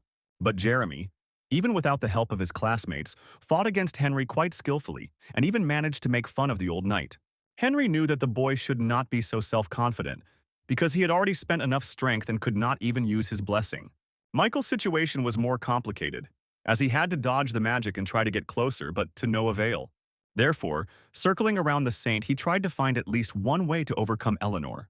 The princess praised Michael for holding his own against her for so long and even managing to dodge her attacks. But he didn't care. He was still thinking up the tactics of his battle and understood that the only way out was to attack from close range because the blessings did not work on the saint. And Eleanor specialized in long-range attacks, so she could hit his friends. So he decided to reduce the distance between them at any cost, and at that moment his body began to glow and his speed increased. And although this greatly frightened the princess, she managed to attack the guy with all the elements in time. As a result, the saint caused his body to burn, causing him to lose consciousness. Looking at Michael's body, the princess realized that the guy had been unconsciously strengthening his body with magic and was able to release everything outward for an attack. It was an incredible talent. However, he still couldn't match her, and so he was defeated. At this time, Jeremy was thinking about how he could defeat Henry if he could no longer use his explosion. Noticing his thoughts, Henry attacked and managed to seriously wound the guy, bringing him to his knees. Henry called Jeremy a non-entity who was incapable of anything without his blessing. Remembering his past and his reality, Jeremy knew it wasn't true. So he managed to get to his feet and, to Henry's shock, launched an attack he hadn't expected. He struck the old man in the face, knocking him unconscious. Michael at this time saw a vision, remembering his past with his classmates. He was finally able to come to his senses, realizing that he could not allow his loved ones to suffer. While the princess was amazed at his fortitude, Michael managed to get close to her in an instant and wounded her hand. Immediately after that, he approached again. This time, the princess already sensed his presence and managed to attack with ice. She realized that while he was unconscious, he had received the blessing of speed. Therefore, he was also God's favorite, since he had gifted him with such an ability. The reason was that Michael, while unconscious, asked God for the strength to help him protect his loved ones. And when it seemed that Eleanor's defeat was near, she activated control magic, because she knew that no one could resist this trump card. But this was exactly what Caleb was waiting for, so he suggested to Caroline that they begin to act on their plan. By this time, Eleanor had already tied up the rest of her classmates who had tried to help Michael, so they stood frozen in horror, looking at the princess. Then the saint turned around looking at Henry and admitted that she did not expect that anyone could defeat him. Even so, she would be able to find another knight to replace her, since any problem was solvable as long as the hero candidates were under her control. Ray realized that they had entered into a fight from the very beginning with no chance of winning. Until they can master this technique, they will not succeed. The saint explained that since she had performed the ritual of summoning the hero candidates, she could control them. Otherwise, their existence could become a threat to the world. But without waiting to hear the rest, Caleb attacked, and the princess barely managed to dodge. Noticing the guy, she was surprised that he decided to join the fight after hiding all this time. And on top of that, he killed all her servants. The hero seemed strange to the saint from the very beginning, since even after receiving a useless blessing, he did not react in any way. She expected him to have some hidden strength, but now she was greatly disappointed in him, as he should have thought twice before jumping into a fight he was initially losing. Caleb was sure that it was up to him to decide whether he was losing the fight or not, and the princess decided to prove him wrong. As soon as he moved, Eleanor immediately immobilized him with the magic of her influence. The saint smugly began to explain that as long as this technique existed, she remained invincible. But she didn't expect that at that moment Caleb would take out his gun and shoot her in the shoulder. Then the princess was horrified and began to scream, not understanding how the guy could move after using the enslavement technique. Without answering, he fired again, and the girl could not understand why her defense was not able to stop these blows. Caleb explained that he used one of the most deadly weapons from his world, but he used it very rarely because he had no ammunition. Taking advantage of the moment, Eleanor decided to attack Caleb with fire, believing that he had let down his guard during his explanations. Imagine her surprise when she saw that only a burnt cloak was lying on the ground. The guy was behind her at the time and held the barrel of a gun to her head. He explained that while he was watching their fight, he realized that she was not strong in close-range combat, and the enslavement tactics did not work on him. Eleanor couldn't understand how he managed to bypass her spell, but Caleb only smiled, although he admitted to himself that even he himself wasn't entirely sure whether his plan would work. When he called Caroline to join him, he asked her to use the control technique on himself. She was very frightened and embarrassed, but agreed to help. Caleb explained that while researching materials on enslavement techniques, he had found several interesting facts. If two subjugation-type techniques are applied to one person, the one that was applied first takes precedence. Caroline then realized that if she exerted her control, the saint's enslavement technique would have no effect. But this was not the only way, because something similar could also be done if the technique surpassed Eleanor's divine protection. Caroline feared that her power would not compare to the enslavement technique in either scale or power. But Caleb knew that the main difference was most likely in the level of techniques, since Caroline was level 1 and Saint was level 3. Caroline thought that perhaps when cast, Eleanor's technique would be able to interrupt the spell due to its higher level, but that was unlikely, and the fight with Stefan had already proven it. Initially, the monsters obeyed Stefan, and Caleb thought it was because of his superior level. But then Caleb came to the conclusion that the whole point was that the scientist had applied his technique first, so he assumed that Eleanor's enslavement technique would work on the same principles. In any case, they had no choice but to simply try it all out in practice. At that moment, the princess finally realized that Caroline was the cause of the problem. Not wanting to drag things out, Caleb revealed that he had indeed been subjected to a control spell. Caleb warned Saint Eleanor that her end was coming, but instead of shooting her right away, the guy decided to handcuff the saint with handcuffs that he borrowed from a member of the Demon King sect. He was glad that they could also contain the saint's miraculous power. Eleanor didn't understand what the guy was going to do with her, but he offered to let her go alive and unharmed if she immediately returned them to their real world. But it turned out that the girl was not capable of doing this because, in order to send them back, a completely different technique was needed. After analyzing her abilities, Caleb realized that this was very likely true. Caleb decided to clarify why the saint had previously claimed that they would return home after defeating the Demon King. It turned out that calling people from another world required enormous amounts of miraculous power, so they turned to God himself. So she assumed that their presence here was God's will, and when God's will was done, they would most likely return back. But she didn't know that for sure. Seeing this, Caleb asked what happened to the previous candidates. Apparently, almost everyone had been killed by the Demon King's army. The survivors most likely remained, but were currently hiding somewhere. Then it became obvious to everyone why Eleanor had not told them about this fact right away. If they knew about this right away, no one would agree to participate in the fight against the Demon King. But the princess knew that they had no other choice, because if they decided to settle in this world, then sooner or later the Demon King's army would attack again. If they wanted to survive, they needed the country's support, so Eleanor offered to let them forget about the incident if they let her go. But Caleb wasn't so naive, so he wanted to kill the girl. Apparently, Michael decided to stop him, and Caleb thought it was stupid and too naive a decision. Michael admitted that he initially entered the fight hoping to return home, but if the saint was unable to do so, he would prefer to maintain his status as a hero candidate.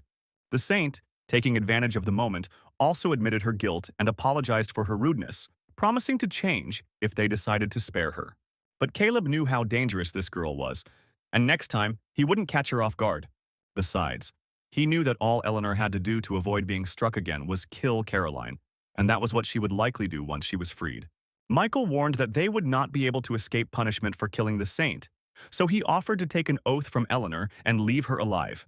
The rest of the classmates agreed with this because if they became wanted criminals, then they could forget about returning home. Even the militant Sarah agreed with this because she was sure that they would find a way to make Eleanor keep her promise. But there were also those who still didn't trust Eleanor, who had nearly killed several of them during that battle.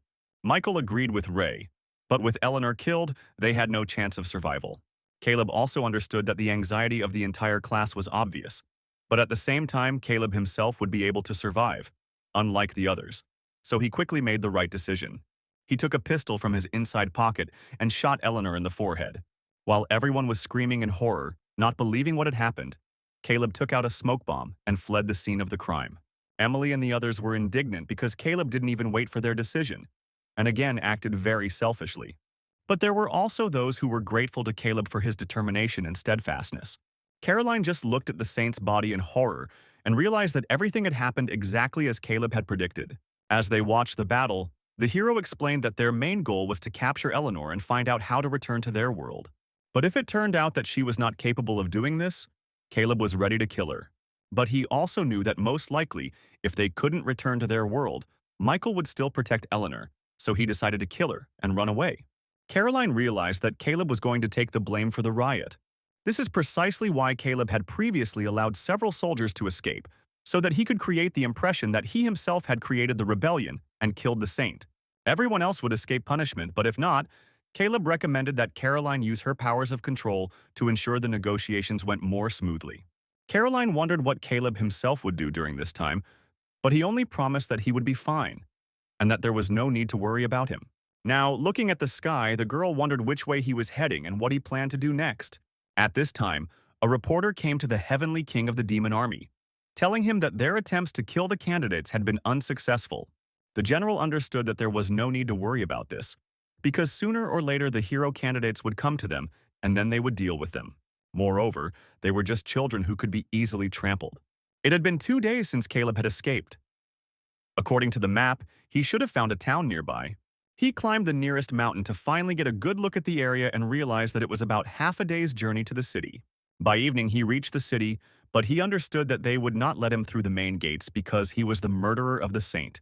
So he decided to take a detour, using a hook and rope to climb up the wall. Once in the city, the first thing the guy thought about was that he needed to get money as quickly as possible, because despite the fact that he had borrowed a little from the dead soldiers, it would not last him long. As he walked around the city, Thor quickly noticed a bar, which was the best place to gather information. It was noisy, but he ignored the people and walked over to order some ale and something to eat. The local immediately realized that the guy was not a local, and Caleb said that he had run away from his hometown and was now wondering how to make a living. The man thought that Caleb's homeland was destroyed by an army of demons, but this legend suited Caleb best, so he agreed and asked where he could get a job without documents. It turned out that the Adventurers Guild, which usually issued requests most often related to the destruction of monsters, would be ideal for such cases. Besides, the guy who was traveling alone was clearly strong enough to handle it. Caleb started asking questions, and the tavern owner told him that he needed to register with the guild in the center of town. Besides, they are always short of free hands, so they don't pick on candidates and documents.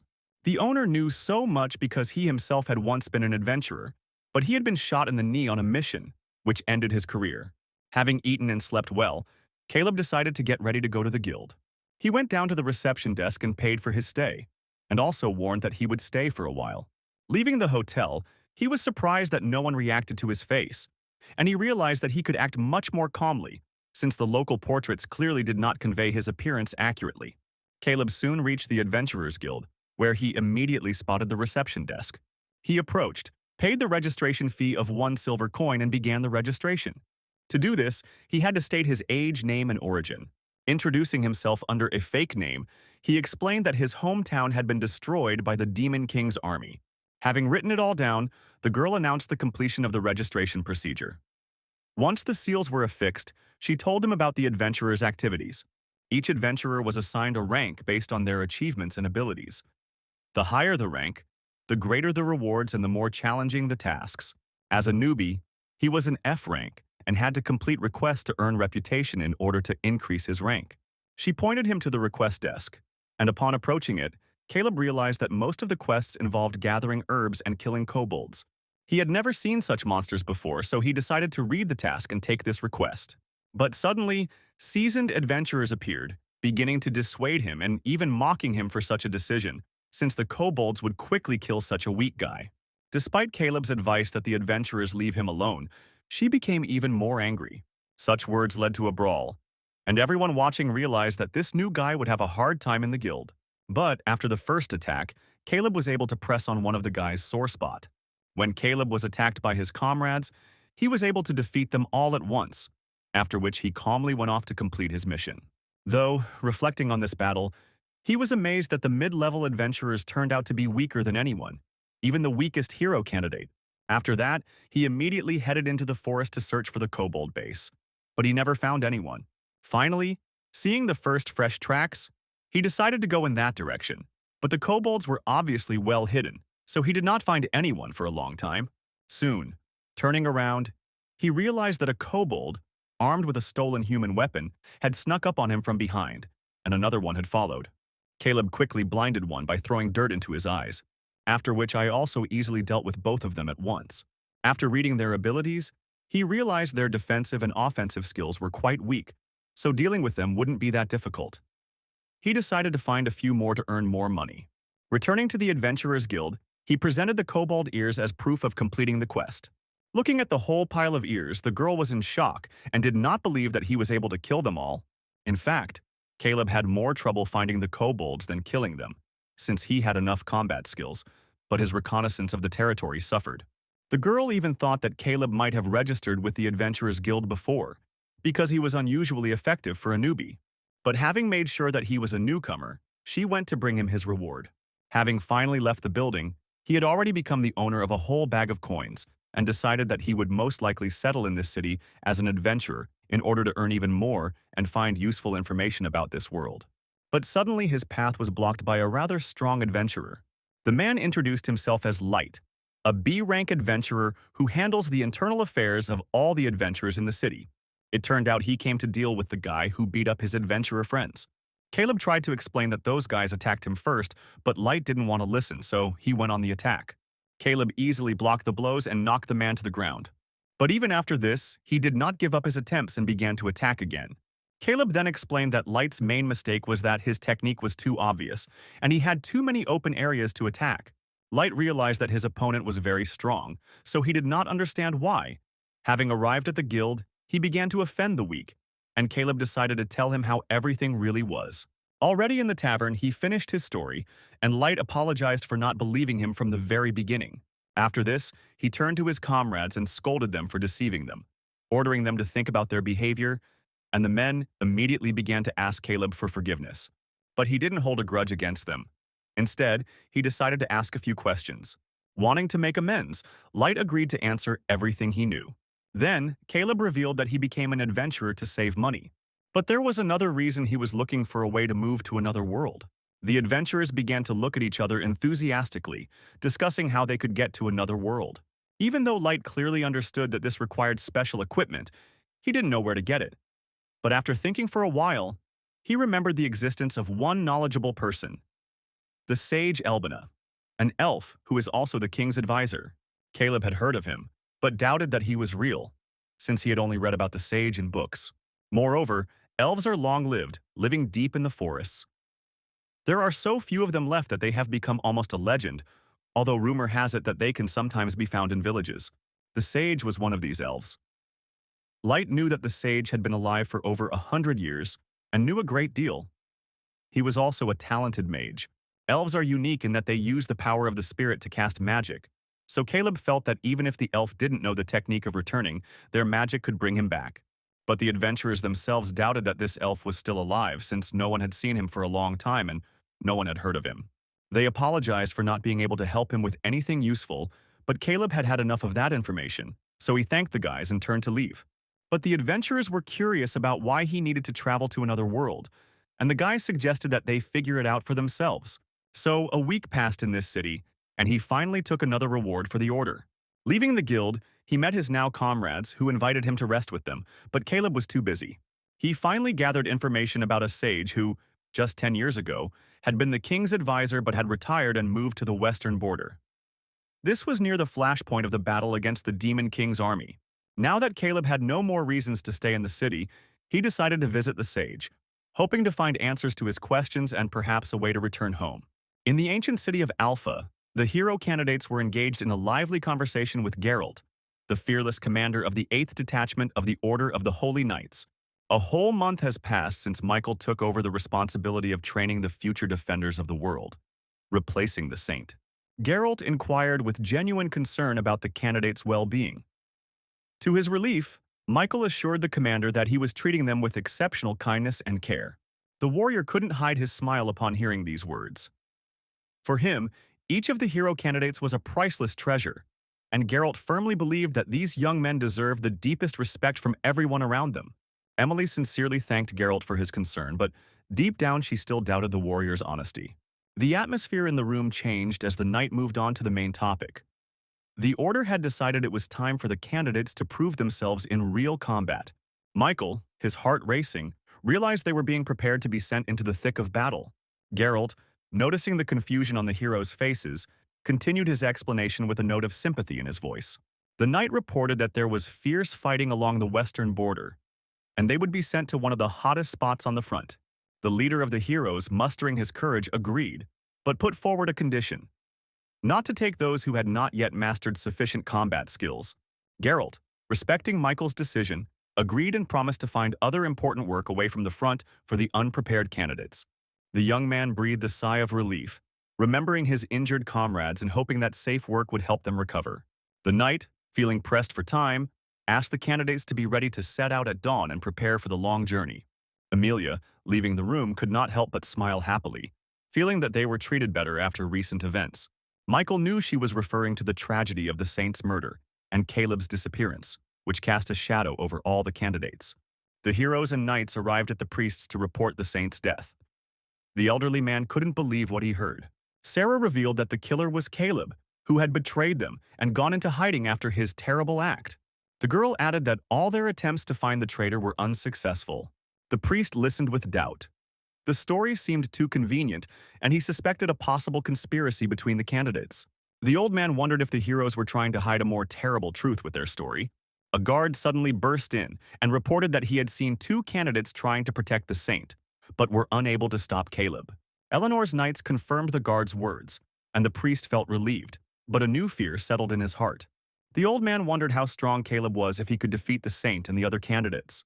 Michael, noticing the priest's concern, explained that the traitor was not only strong, but also able to hide his true intentions. The elderly man, realizing the seriousness of the situation, decided to discuss it in a more secluded place. The leader of the heroes noticed how skillfully Caroline led the knights, guiding their actions and words. The young man mentally thanked the girl for her resourcefulness, which helped them avoid exposure. Amelia, seeing Michael's concern, tried to convince him not to worry about the traitor Caleb. The leader nodded, but deep down he felt guilty, knowing that he had forced Caleb to take on the role of a traitor in order to protect the others. Later, Michael told the group the news of being sent to the front lines, causing excitement among his comrades. Sarah reminded those worried that they had decided to join the combat group themselves, and there was no turning back. The leader, trying to encourage the team, explained that Geralt would be their commander at the front. Caroline approached the group, anxiously asking for news about Caleb. Michael reported no leads, despite the bounty on the traitor's head and the resources thrown into the search. Sarah, noticing Caroline's reaction, promised to incinerate Caleb if he crossed her path. The girl shrugged, her eyes showing regret for her failed escape with Caleb. After several days of travel, the exhausted candidates began to grumble about the lack of rest stops. Jeremy suddenly silenced everyone, his heightened senses picking up the presence of monsters nearby. The heroes prepared for battle when a soldier approached them, displeased with the sudden stop. Michael tried to explain the situation, but the soldier did not take them seriously, resenting the violation of orders. Jeremy, enraged, grabbed the soldier by the neck, defiantly asking why they should obey someone like him.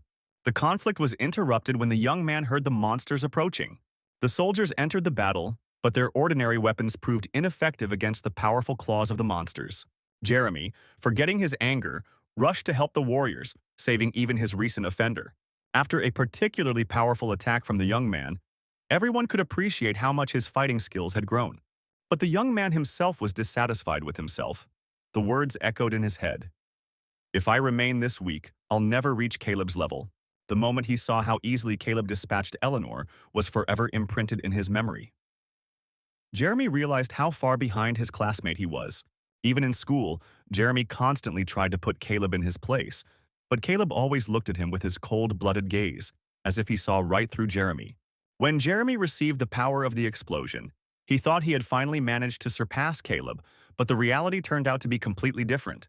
Michael noticed that Jeremy had been in a bad mood lately, but the young man didn't want to share his thoughts and only suggested that everyone continue on their way. Soon, the detachment reached the western border of the Holy Country. Here they met the current commander, a young woman named Amelia, who led the 4th detachment of the front city. Geralt was surprised to see Amelia because he remembered another commander in this post. Amelia, noticing his surprise, explained that the past commander had died a week ago, so they were in dire need of help now. At that moment, a frightened soldier ran up to Amelia, out of breath from running fast, which reported a sudden attack of monsters. Amelia, without wasting a second, turned to the arriving heroes and asked them for help. Michael, realizing the seriousness of the situation, gathered his team and ordered them to prepare for battle to help save as many soldiers as possible. Michael noticed how Jeremy's eyes lit up, eager to improve his abilities in real combat. Reaching the fortress wall, the heroes saw an advancing army of demons. Its size terrified even the bravest. Geralt, quickly assessing the situation, gave the order to open fire. The sky filled with fiery arrows that rained down on the approaching demons. Despite numerous losses, the army of darkness continued its advance. Amelia, appearing next to Michael, warned him not to underestimate these creatures. They're much tougher than they look, and she ordered them to follow Geralt's instructions, as he was their leader. Amelia herself went down with her team. But before Amelia could finish, Michael and the others noticed that part of their group had already gone down. It was Jeremy and his team, rushing into the thick of the battle and hoping that these demons could entertain him. Suddenly, a group of demons broke through the defenses and began to make their way through the walls. Michael, acting with lightning speed, managed to save many lives, and the demons, seeing the candidate heroes, concentrated their attack on them. In this fight, Michael also tried out a new ability to control the sword. By stretching it enough, he could easily kill enemies around the perimeter. Michael, inspiring his comrades, asked them not to be afraid to challenge the demons because, as long as they were together, the demons were no match for them. His words lit a fire in the hearts of his classmates. Michael realized that as long as he remained brave, he would motivate everyone else. Caleb had taught him this, and now he never allowed himself to give in to naive thoughts. Amelia and the others also joined the fight, unwilling to leave their leader alone. Finally, the first significant results began to appear. Geralt, seeing the young heroes' success, ordered them to continue the assault to force the demons to retreat. He himself, without hesitation, leapt from the wall to join the battle on the ground. When the battle with the demons finally ended, the exhausted heroes were able to catch their breath. Amelia, appearing among them, solemnly announced the victory over the horde of monsters and their shameful retreat. Michael, reflecting on this battle, knew that he still had a lot of work to do, as it was difficult for him to fight a crowd of enemies and lead the group at the same time. But Geralt, approaching the young man, praised him for his excellent leadership in battle. However, the commander also warned that the demons they were fighting were only of the lower and middle classes. There were also more powerful creatures, whose strength was truly terrifying. While the heroes celebrated their victory, a completely different mood reigned in the Demon King's gloomy castle. Stongai, one of the king's confidants, was clearly indignant at his charge's defeat. By this time, Caleb had finally reached the western borders of the Holy Country. He was in the Great Forest and knew the exit from this verdant thicket was very close. This meant he had almost achieved his goal, finding the Great Sage. But suddenly, demonic creatures with long, writhing tongues attacked him from the bushes. They moved at incredible speed, but Caleb reacted quickly. After reading their characteristics, he instantly analyzed their fighting style and chose the optimal strategy. However, even the experienced Caleb underestimated his opponents. He allowed them to get too close, which nearly cost him his life. He ultimately won, but the battle taught him an important lesson. Caleb realized that as he advanced, the monsters grew stronger and more dangerous. Perhaps this was due to their proximity to the Demon King's lands, or the lack of towns with adventurers capable of keeping the monster population under control. In any case, this didn't surprise Caleb. In such wild places, only the strongest specimens survived, and the absence of hunters allowed the monsters to evolve unhindered. Caleb decided to be even more cautious and vigilant. By the end of the day, he had reached the foot of Mount Urcano, a natural barrier protecting the country from a full-scale invasion by the Demon King's army. The highest peak of this mountain range bore the ominous name of Death Wolf Mountain. According to rumors, it was at its summit that the elf sage Caleb sought resided. Knowing there must be a village at the foot of the mountain, Caleb decided to descend to find a place to spend the night. However, what he saw made his heart clench with horror. The village had been burned to the ground. Approaching cautiously, he witnessed a horrific scene. An army of demons was dealing with the surviving inhabitants they had found. Having completed their dark deed, the demons turned to their commander, a higher demon named Hector, asking for further instructions. Hector ordered that some of the humans be spared, as they would be useful as slaves. He then began interrogating the demons about the elf's whereabouts. The information received confirmed the elf's presence at the top of Death Wolf Mountain, and Hector announced a march the next morning to capture him.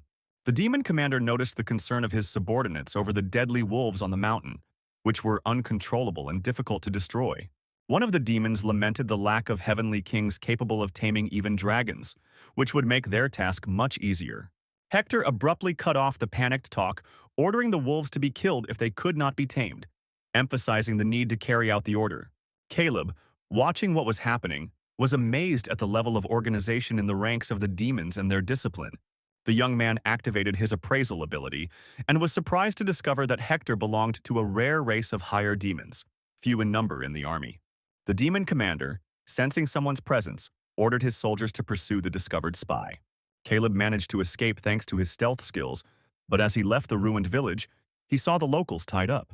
The traveler abandoned the idea of rescuing the captives, realizing that his main goal coincided with the goal of the demons, to find the sage. Late that night, Caleb began climbing the mountain, using only animal tracks as a guide due to the lack of beaten paths. The young man encountered difficulties. Poor visibility and slippery ground made rapid progress impossible. Suddenly, Caleb felt the presence of the deadly wolves the demons had spoken of, feeling them trying to surround him. The traveler realized that with every step the wolves became more numerous, and soon their long howls could be heard in the night sky. At the moment of the pack's attack, Caleb managed to jump onto a high tree branch, avoiding the predator's first attack. The young man, having assessed the situation, understood why many who had risked climbing this mountain did not return.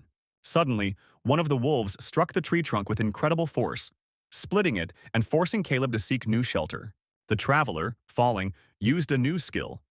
Having imbued the leaf with miraculous power, he threw it at the wolf, cutting the monster in half. Upon landing, Caleb strengthened his body with mana, allowing him to quickly deal with the remaining wolves. The young man realized the effectiveness of using mana to increase physical strength in combat with dangerous opponents. Caleb learned this technique during his fight with Eleanor, who used miraculous power to enhance her physical abilities. The traveler decided to master this technique to perfection in order to improve his combat performance and resist magical attacks. Caleb knew that this method was not as impressive as a real blessing, but he was confident in its effectiveness. The young man continued his journey to the top of the mountain, simultaneously training his miraculous power for future battles. Soon the traveler had to fight the leader of the wolf pack, but he dealt with this enemy just as easily. Caleb expected the remaining wolves to scatter after the leader's death, but he noticed their strange activity. The young man suddenly realized that he could now anticipate the movements of his opponents, having become convinced of this after killing another wolf. Caleb, engrossed in training his new ability, began chasing the frightened wolves as they tried to escape. After the battle ended, the traveler discovered a new skill in his characteristics that allowed him to foresee the future. The young man realized that because of the basic blessing of the assessment, all his future skills would be related to analysis and foresight. After several hours of grueling climbing, Caleb decided to take a break and continue climbing at first light. The traveler's plans were thwarted by a sudden noise from below, indicating the proximity of an army of demons. At the foot of Death Wolf Mountain, Hector, the demon commander, gathered his army for the decisive battle. The demon's opponent turned out to be a young elf, a student of the sage whom both Caleb and Hector's army were looking for. The commander, seeing that victory was near, gave the order to attack, but an unexpected event changed the course of the battle. A man appeared out of nowhere. It was Caleb. He had descended the mountain just in time to intervene in the battle. Caleb quickly lowered the elf to the ground and assessed the situation. Before him stood about a dozen common demons. One greater demon, their commander.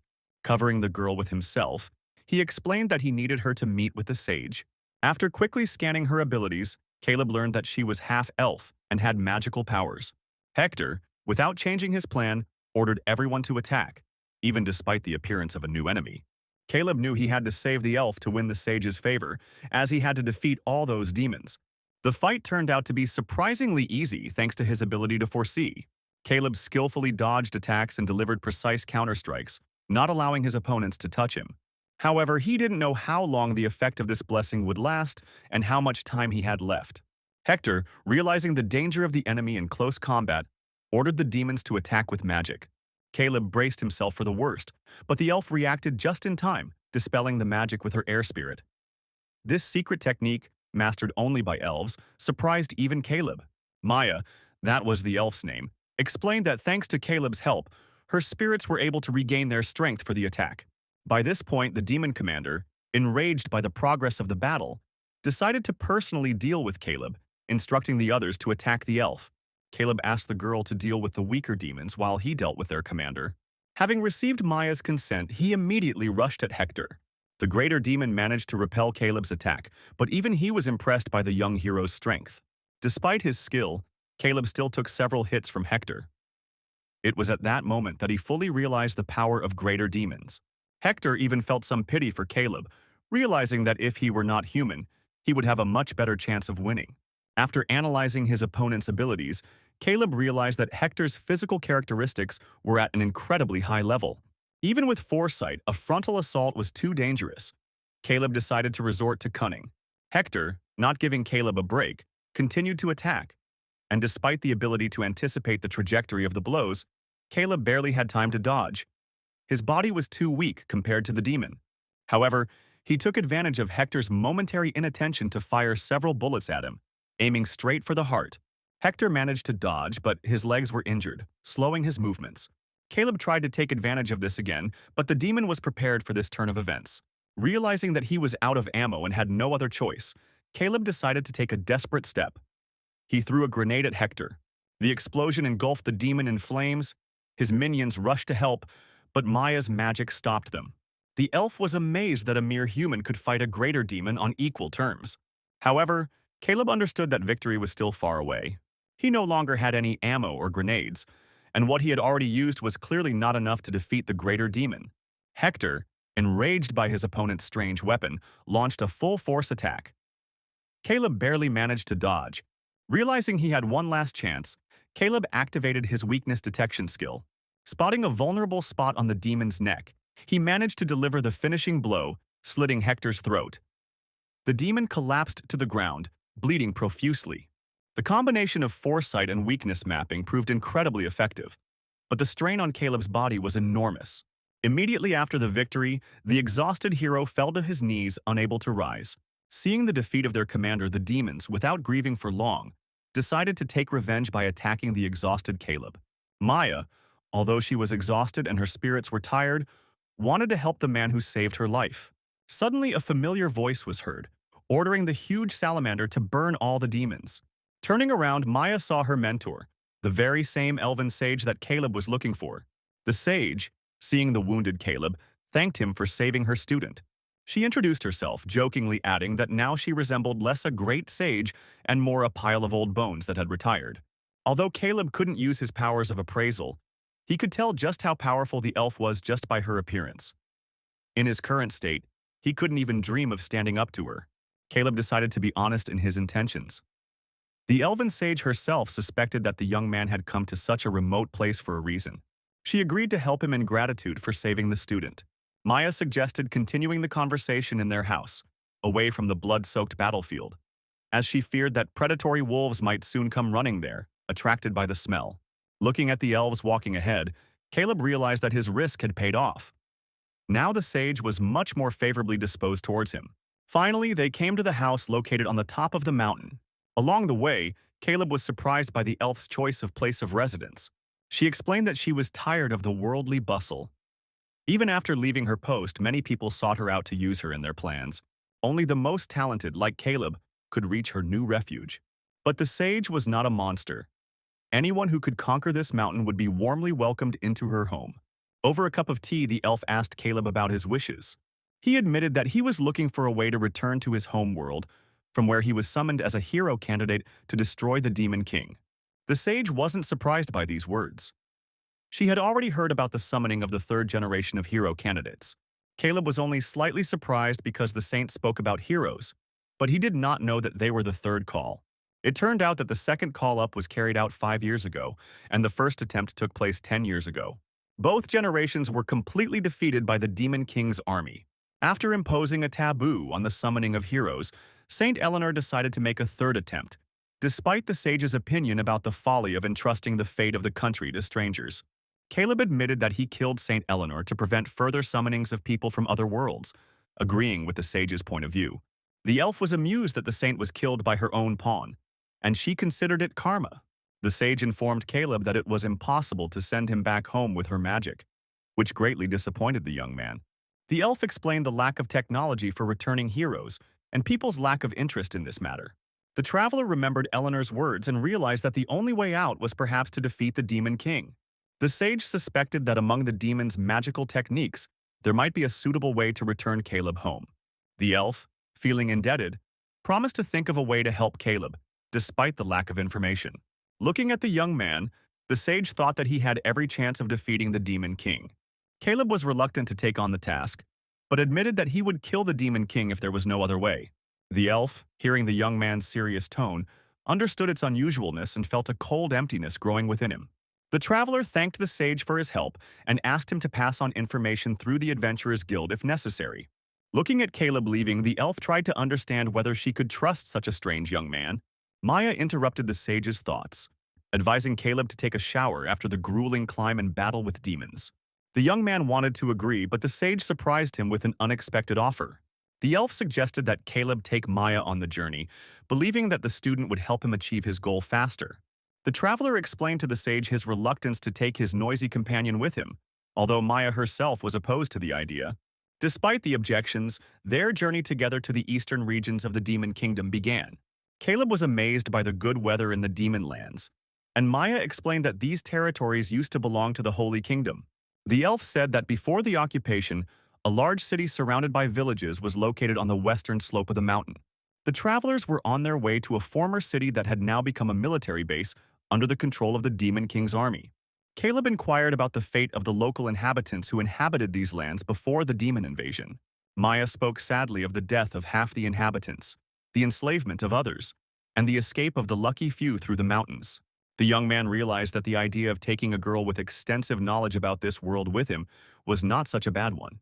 The traveler explained to the sage the reasons for his initial refusal, which clearly angered Maya, who was not eager to travel. The elf sage advised Caleb not to be frivolous, emphasizing that he could learn a lot from the knowledgeable Maya. The young man did not understand the benefit for the girl from traveling with him, considering it pointless for her. The reason was Maya's youth, which had extensive theoretical knowledge but no practical experience. The sage had long planned to send Maya on a journey, but was worried about her safety, and Caleb became the perfect companion for the elf. The hero asked why the sage herself could not go on a journey with Maya. The elf explained that she was no longer able to endure long journeys. Although she looked young from a human perspective, her strength was waning. After hearing this explanation, even Maya was no longer so categorically opposed to this idea. However, Caleb still asked if she was afraid of the dangers that would await them in the Demon Kingdom. Seeing Maya's doubts, the sage reminded her of the prospects of the journey, which would help her become much stronger.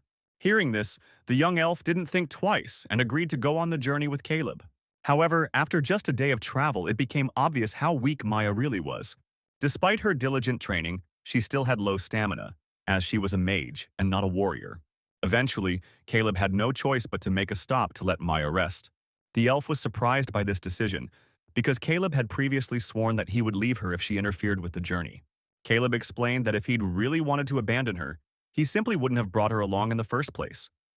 He advised Maya not to dwell on foolish thoughts and to hurry up and set up the tent. By the time they finished setting up camp, night had already fallen. After lighting a fire, the travelers decided to have dinner before bed.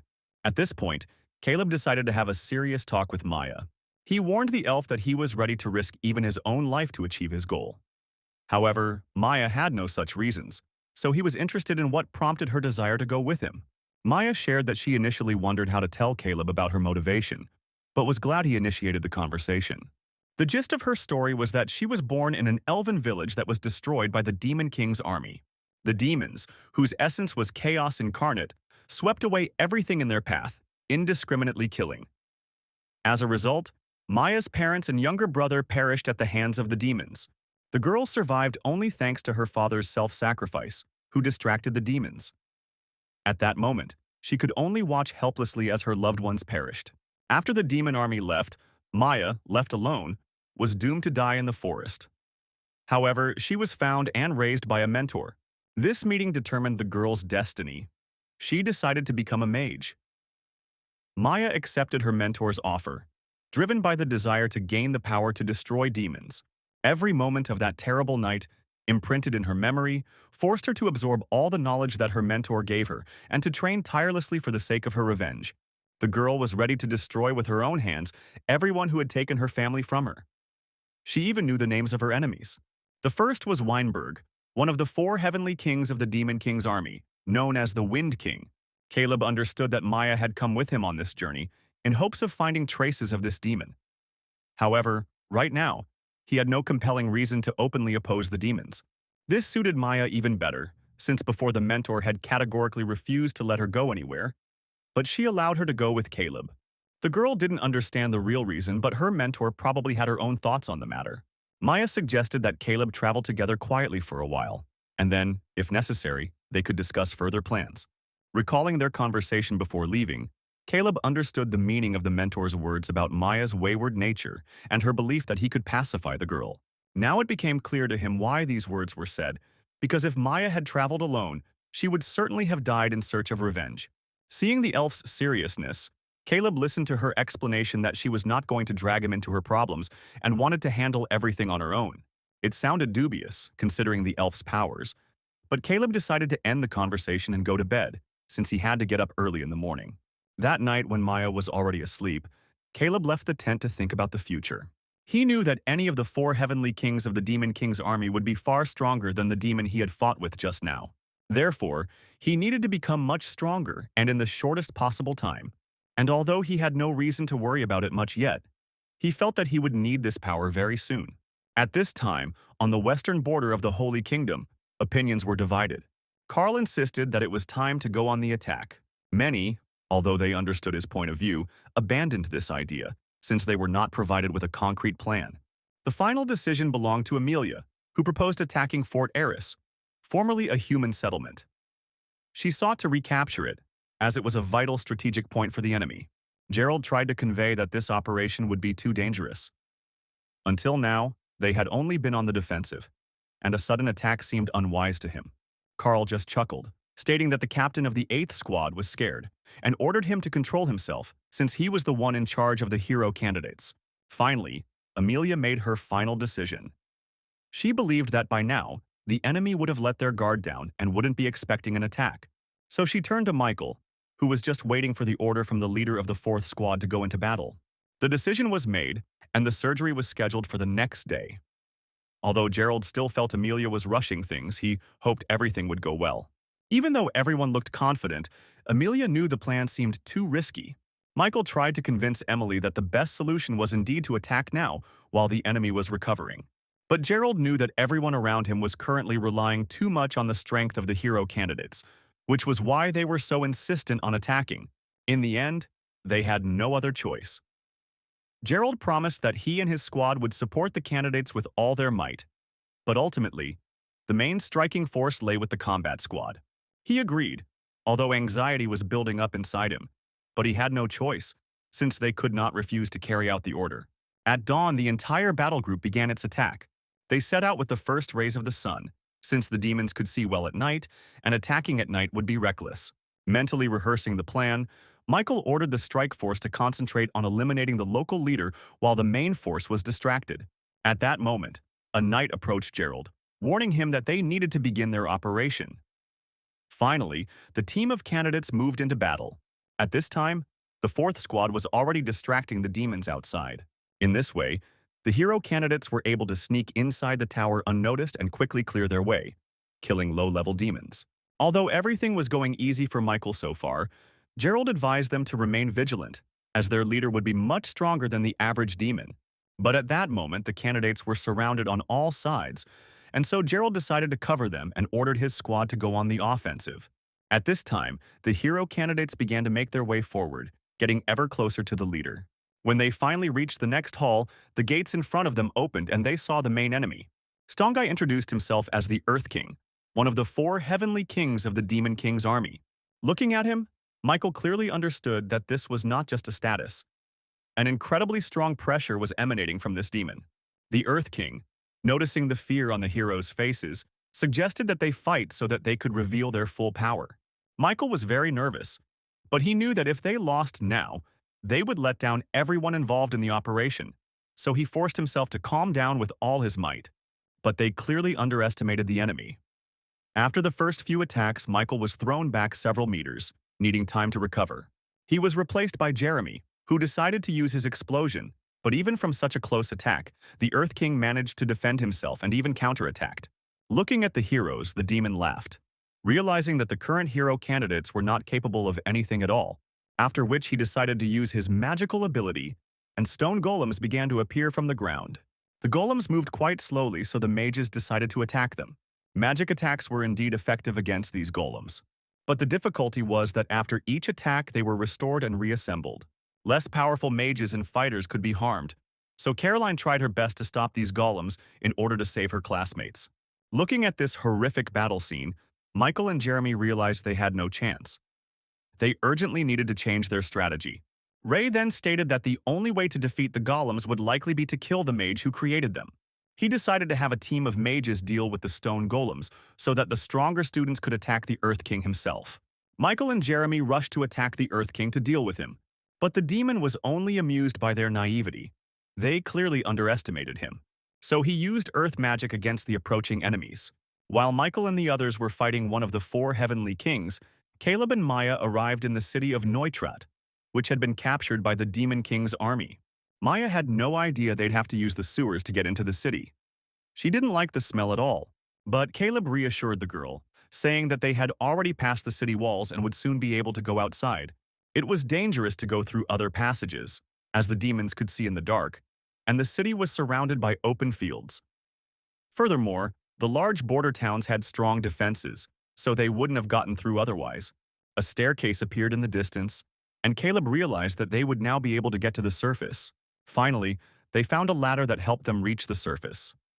As soon as they emerged from the sewers, the elf began to look down at herself with disgust. But Caleb noticed some movement in the distance, so he and the girl hid behind a barrel. 2 demons passed by, discussing their joining the Witch Lady's guard. It was a good chance, but even under her command, it wasn't a given they'd achieve any military merit. The witch didn't seem to care. They said the mistress was incredibly talented, but her interest in the service itself left much to be desired. With that, the demons disappeared, and Caleb and Maya were finally able to emerge from hiding. Caleb realized that the witch was most likely the princess of the Demon Kingdom who ruled this city. Maya knew of her and had heard that she was called the Witch of the Void. Most likely, this was the witch they were looking for. Before leaving, the elf advised Caleb to go to a border town where a witch lived who could control space and who might be able to help the boy. Now he had only one question left. How could he contact the princess? After all, if they appeared before her, it would lead to another battle. To begin with, he decided to gather more information and asked Maya to follow him and not do anything unnecessary. The girl, frightened, agreed. They ended up having to sneak around and hide from the demons for a long time to find a place to hide. Having climbed into one of the buildings and observed the demons from above, they realized that in this city, the demons were going about their ordinary lives. The elf was even partly disappointed because she expected to see something different. But this did not surprise Caleb. Demons have sufficient intelligence to understand human speech, so their habits can be similar to those of humans. Suddenly, the elf noticed how the demon was beating a little boy with particular cruelty because he was following orders too slowly. For some reason, Maya was very shocked by the sight of human slaves. Although there was nothing surprising here, demons often use this practice after capturing cities, and Maya knew about it very well. But seeing it happen in person, she finally realized how twisted demons were in their essence. While studying the demons, The couple did not notice how another demon approached them closely, who immediately recognized the arriving strangers. Caleb prepared to fight, but the demon girl dissuaded him, saying that she did not come here to fight but with good intentions. Looking at her, Caleb was surprised at how this girl was able to get so close to them, and suspected that she used some kind of magical technique. But she calmly explained that she only found them because she sensed strangers entering through her barrier and went looking for them. Maya didn't believe her words, since when she entered the city, she didn't feel any signs of magic. This was not surprising, because no one was able to detect the spatial magic of this demon. After scanning the girl's abilities, Caleb realized that she was most likely the princess they were looking for. Isabel finally introduced herself and challenged Caleb to answer her questions politely, otherwise she would call the soldiers. She wanted to know what the human and elf were doing in her city, as they didn't look like scouts. Looking at this girl, the hero understood that it was unlikely that they would be able to survive the battle against her, so he decided to continue the peaceful dialogue. He immediately warned them that the story of his arrival was rather long and drawn out, but Isabella agreed to listen. Apparently, she had originally come looking for them only to pass the time. Then, Caleb revealed that, according to rumors, the fifth princess's spatial magic could help him return to his own world. Isabella wasn't surprised because she really could send people to other dimensions, but she said that she needed to know the exact coordinates of Caleb's original world and asked where the world he came from was. After all, even though the movement spell itself isn't the most complicated, without the necessary coordinates, she won't be able to send it anywhere. Isabella explained to Caleb the difficulty of finding the exact coordinates of his world among countless others, each with unique characteristics. The hero used the truth assessment ability on the witch and realized with regret that she was not lying about the difficulties of his return home. The demon princess described an additional difficulty. Usually, the body of the target person was used as a magical navigator to determine coordinates. Isabella explained that her magic was powerless against the protective barrier of Caleb's blessing, making it impossible to determine his homeworld. The hero, feeling his hope fading, asked the witch if the only way to return home was to kill the demon king. The young man was deeply disappointed by the lack of a simple path, which shattered his hopes for an easy solution to the problem of return. Caleb realized the inevitability of a battle with the powerful demon king, whose power struck terror into all living things. The princess, seeing the seriousness in the hero's gaze, understood his determination to fight the king, despite his desire to find an easier way. Maya was uneasy about the fifth demon princess's willingness to help them, suspecting that the heir to the kingdom had hidden interests. Isabella, not wanting to explain anything, suddenly opened a sparkling portal and began to leave, leaving the heroes perplexed. The princess warned the boys about the difficulties of escaping from a city teeming with demons and, with a smile, wished them luck before disappearing. Caleb breathed a sigh of relief, glad that they had survived their encounter with the powerful princess who possessed colossal strength. The hero understood that they were incredibly lucky to have Isabella's help, but he realized that he had to pay a high price for this support. Turning to the window, the travelers realized with horror that the demons already knew of their arrival, probably from Isabella herself. Caleb, not understanding the motives of the mysterious demoness, suggested that Maya urgently leave the inhospitable place before they fell into a trap. The fugitives decided to move along the rooftops of buildings to remain a more difficult target for the demons searching for them. Below, the demons methodically searched every corner of the city in search of Caleb and Maya, leaving them no chance for easy salvation. Analyzing the demons' behavior, Caleb came to the conclusion that there was a clear order and that the pursuers were confident in the fugitives' location. The hero suddenly noticed something interesting, stopping abruptly and ordering Maya to hide behind the roof ledge. Caleb felt a tremendous magical power, comparable or even superior to Isabella's, which alarmed him. After a tense wait, the hero finally saw the demon who had decided to visit this city, which caused him alarm. Maya recognized with horror the demon that appeared as her sworn enemy, realizing the fateful nature of her decision to go on a journey with Caleb. After scanning the demon's abilities, Caleb realized that he was insanely strong, so he quietly asked the elf to calm down, because there was no way they could defeat him now.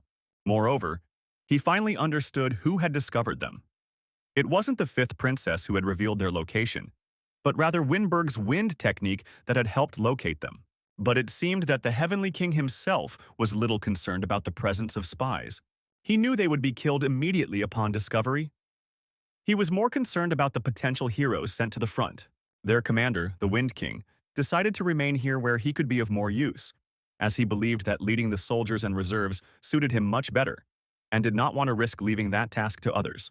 The demon received a notification from his wind currents, which reported that although their spies were moving very carefully, they were nearby. So he gave the order to prepare a search party.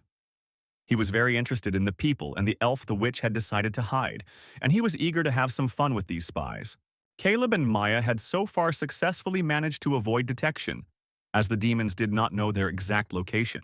But suddenly the elf noticed that the wind currents had begun to move unnaturally. Her heightened senses told her this was not a good sign.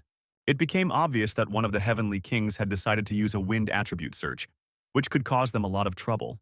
But if Maya tried to use magic to destroy this technique, they would be even more likely to be discovered. So Caleb decided to leave things as they were, hoping they wouldn't get caught. No matter how hard they tried to hide, due to the elf's carelessness, they were still discovered. Then Caleb decided to use the girl as bait and quickly moved up the roof. Maya was in a great panic, but Caleb reminded her that she wanted to get her revenge and she certainly wouldn't be able to do it if she couldn't escape from a simple chase. Then the girl realized she had no choice but to fight. She began to burn her enemies with the power of her spirits. The other demons noticed this furious fire, but Caleb was already rushing to help and deal with them. The battle dragged on, and although Maya managed to hold her ground and keep the demons at bay, their numbers grew larger and larger. But suddenly she began to notice that instead of demons, more and more dead bodies were appearing.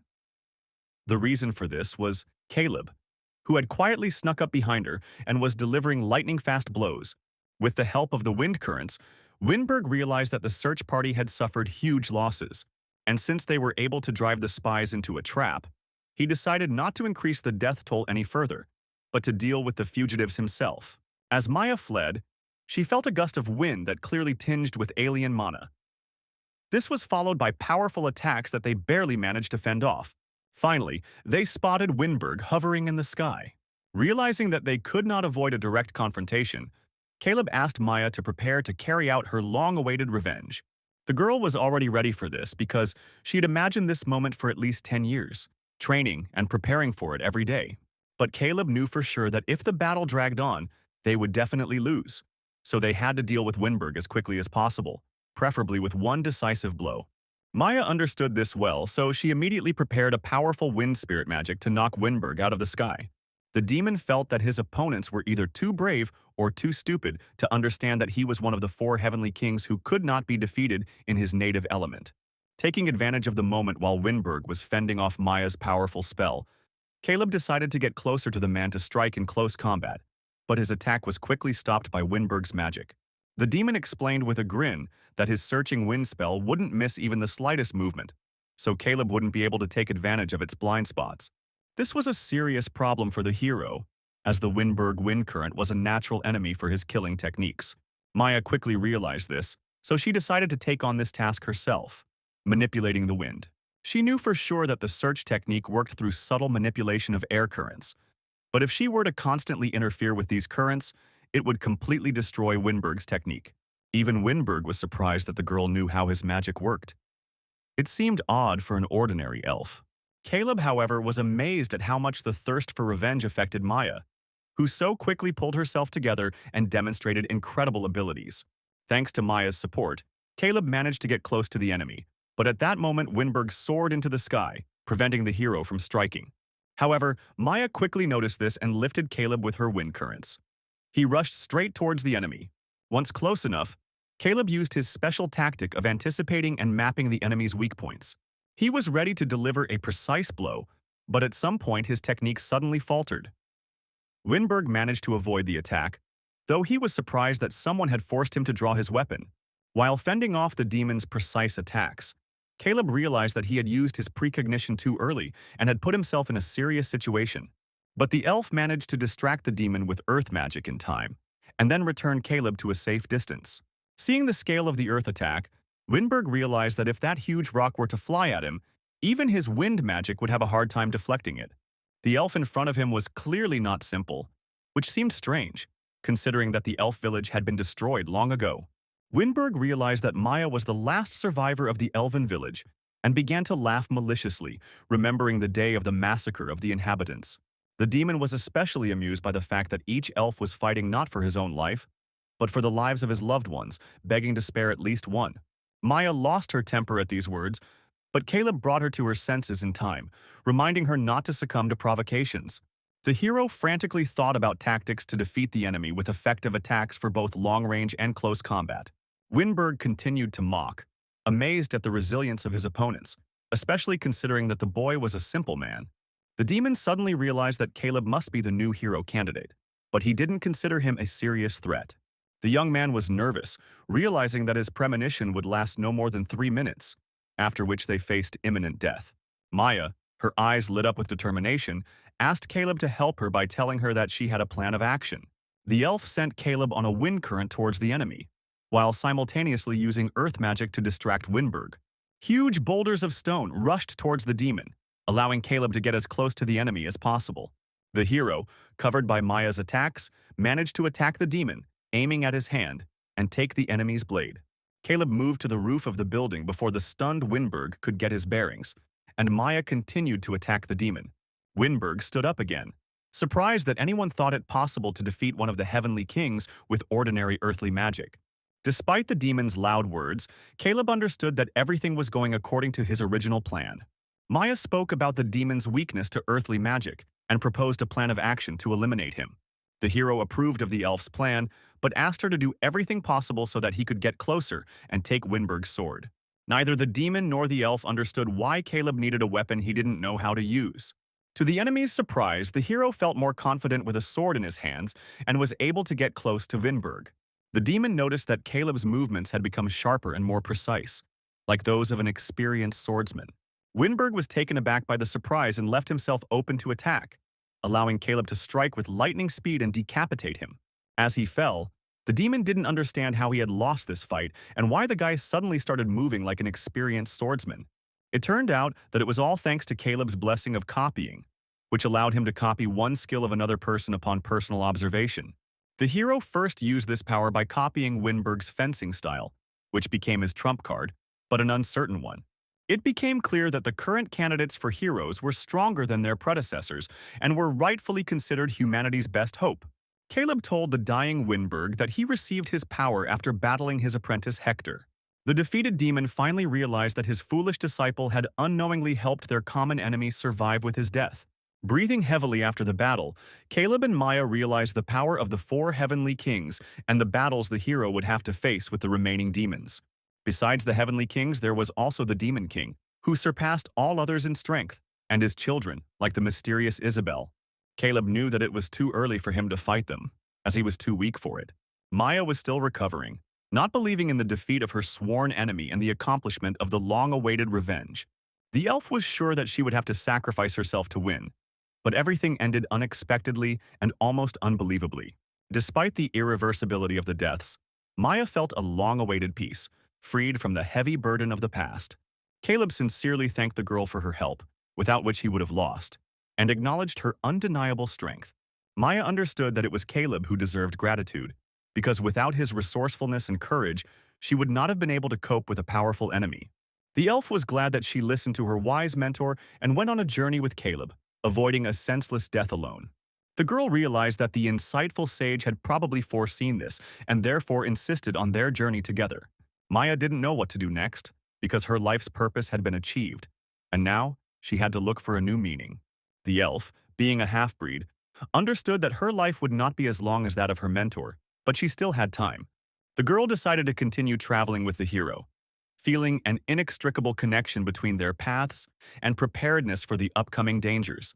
Maya's new goal became to protect other people from the grief she had to endure, so that no one else would experience such pain. Caleb, seeing Maya's determination, accepted her as a full member of the team and suggested leaving immediately, fearing enemy reinforcements. The mysterious Isabel, watching the battle from above, was impressed by the victory over the heavenly king, and her interest in the heroes grew. Caleb and Maya returned to Elbana, the wise elf mentor, to tell of their adventures. Elbana rejoiced at their safe return and was amazed by Maya's accomplished revenge, which freed the girl from a heavy burden. The mentor understood her student's desire to continue the journey with Caleb and was confident that together they would overcome any difficulties. Elbana broke the alarming news to Caleb about the crushing defeat of the advance party of candidates at the front. The hero could not believe the defeat of his strong classmate Michael, but after learning about his opponent, the King of Earth, He realized the power of the Heavenly Kings. Caleb learned that the candidates had miraculously survived the terrible battle, but their morale had plummeted, threatening serious consequences for the war. Realizing the seriousness of the situation, Caleb decided to go to his classmates on his own. After all, his ultimate goal of killing the Demon King himself will be made easier if Michael and the others help him destroy the remaining Heavenly Kings. Maya was curious to know the true strength of the other candidates, and while he didn't know how much their abilities had changed during his absence, he understood that the most important thing was how the hero candidates would use that power on the front lines. After the failed battle, there were many casualties among both ordinary knights and would-be heroes. The doctors tried their best to heal the severe wounds of the victims, but even their magical powers were already at their limit, as the injuries were too serious. When the candidates began to lose, Gerald and the rest of the soldiers joined them, allowing them to retreat. But after this bloody battle, all of them were seriously wounded not only physically, but also mentally. Michael, who was supposed to defeat the enemy leader but was unable to do so, blamed himself most of all. It took some time before Caleb and Maya reached the front lines. With each passing day, Caleb's powers grew more and more, and now he could detect enemies even at a very long distance. It was thanks to this amazing skill that the next Heavenly King was noticed. The elf was amazed at how convenient and versatile Caleb's skill was, and Caleb himself was only now beginning to understand the full value of his ability, although he had previously considered it almost useless. After conducting a detailed assessment, he was able to not only analyze the enemy's skills, but also identify his special talent. While on defense, the demon's normal abilities were amplified several times over. This gave the hero more insight into how enemy skills work, which could give him a significant advantage in the future. Unfortunately, Caleb's attempts to find weaknesses failed to uncover any. This greatly complicated the task, making the upcoming battle even more dangerous. But even so, Caleb had no right to give up. Too much depended on his success. He told Maya that the demon had a high level of mastery of earth and fencing techniques, as well as a unique skill that worked if he defended himself. Maya knew perfectly well that a demon could not be equally good at all earthly techniques, so he must have some specific, especially powerful ability. So if they figured out what this spell was, they'd be able to pinpoint its weaknesses. Maya even had a couple of guesses, and Caleb had already figured out how he could get the information he needed without exposing himself to unnecessary risk. At this time, Michael was mentally preparing himself to go into the next battle with the demon alone. But, turning around, he noticed with surprise that the entire team had gathered behind him, as if expecting him to now rush into this deadly fight alone. Sarah was very unhappy that Michael, as always, did what he wanted and never asked anyone for help. Emily supported the girl's point of view, not wanting the leader to fight and solve all the problems alone. It seemed like Michael's classmates simply didn't trust him, but the problem was that he acted as if he didn't trust them at all. Ray explained that not only had Michael become stronger during his time in this world, so he could trust them and share his heavy burden with them.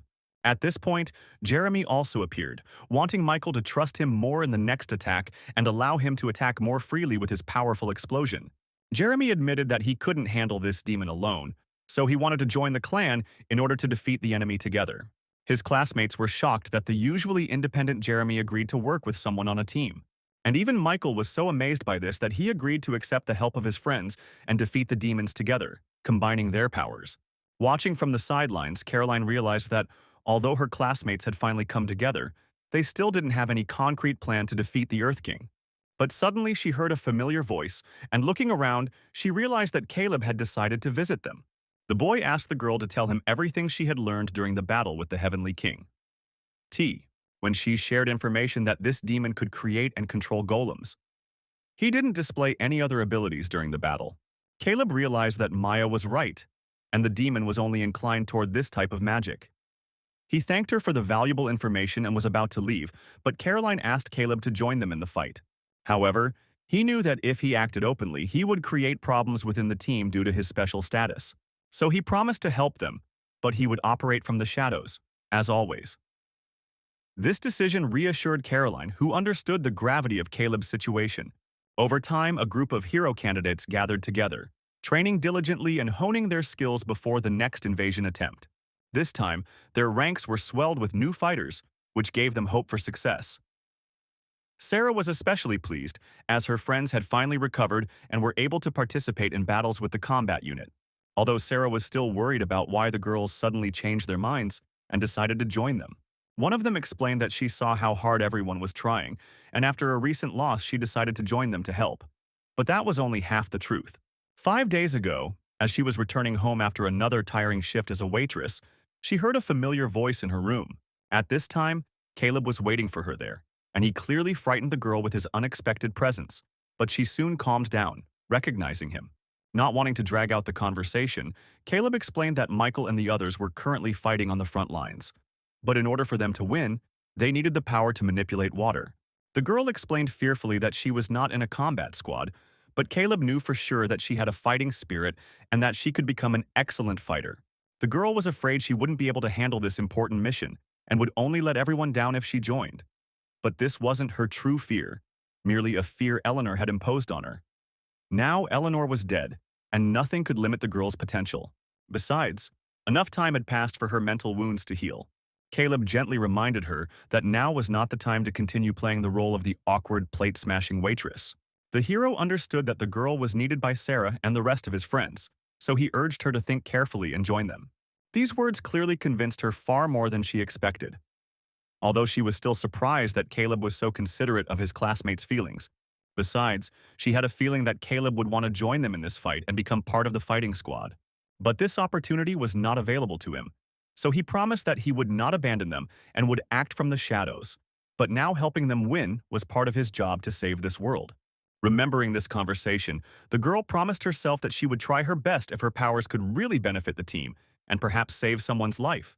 Caroline, who was nearby, listened attentively to their entire conversation, as she had been initially familiar with Caleb's plan. When he told her about his desire to bring the water mage over to their side, she was very hesitant, because she was afraid that it would only put them in even greater danger. Caleb wasn't entirely sure his plan would work, as he had never fought this particular demon before, but he believed in the strength of his classmates, who would surely find an effective way to confront the enemy. However, he warned them to think carefully before acting. He asked Caroline to tell Michael that he would look forward to seeing how much they had grown in his absence. Maya and the hero watched from afar. The elf clearly doubted the boys' victory, believing their plan was far weaker than one an experienced hero could have devised. But Caleb knew that if he had developed a precise plan for them, they would never become independent. Since his goal now was to kill the Demon King himself, he needed strong and independent allies to do so. Now he saw that the hero candidates had become much stronger, but they still couldn't control their power well enough, so he decided to help them by giving them hints. But what was more important was how they themselves decided to act in battle, because in the future they would have to decide everything on their own, without his support. Finally, the time came for the offensive under the command of Amelia, who led her brave soldiers into battle. They fearlessly rushed towards the army of demons to clear the way for the hero candidates. The candidates were also able to advance successfully despite the crowds of monsters around them.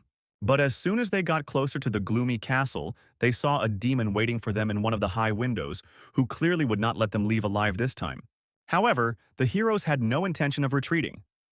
As soon as they burst into the main hall, they immediately set about executing their carefully thought-out plan.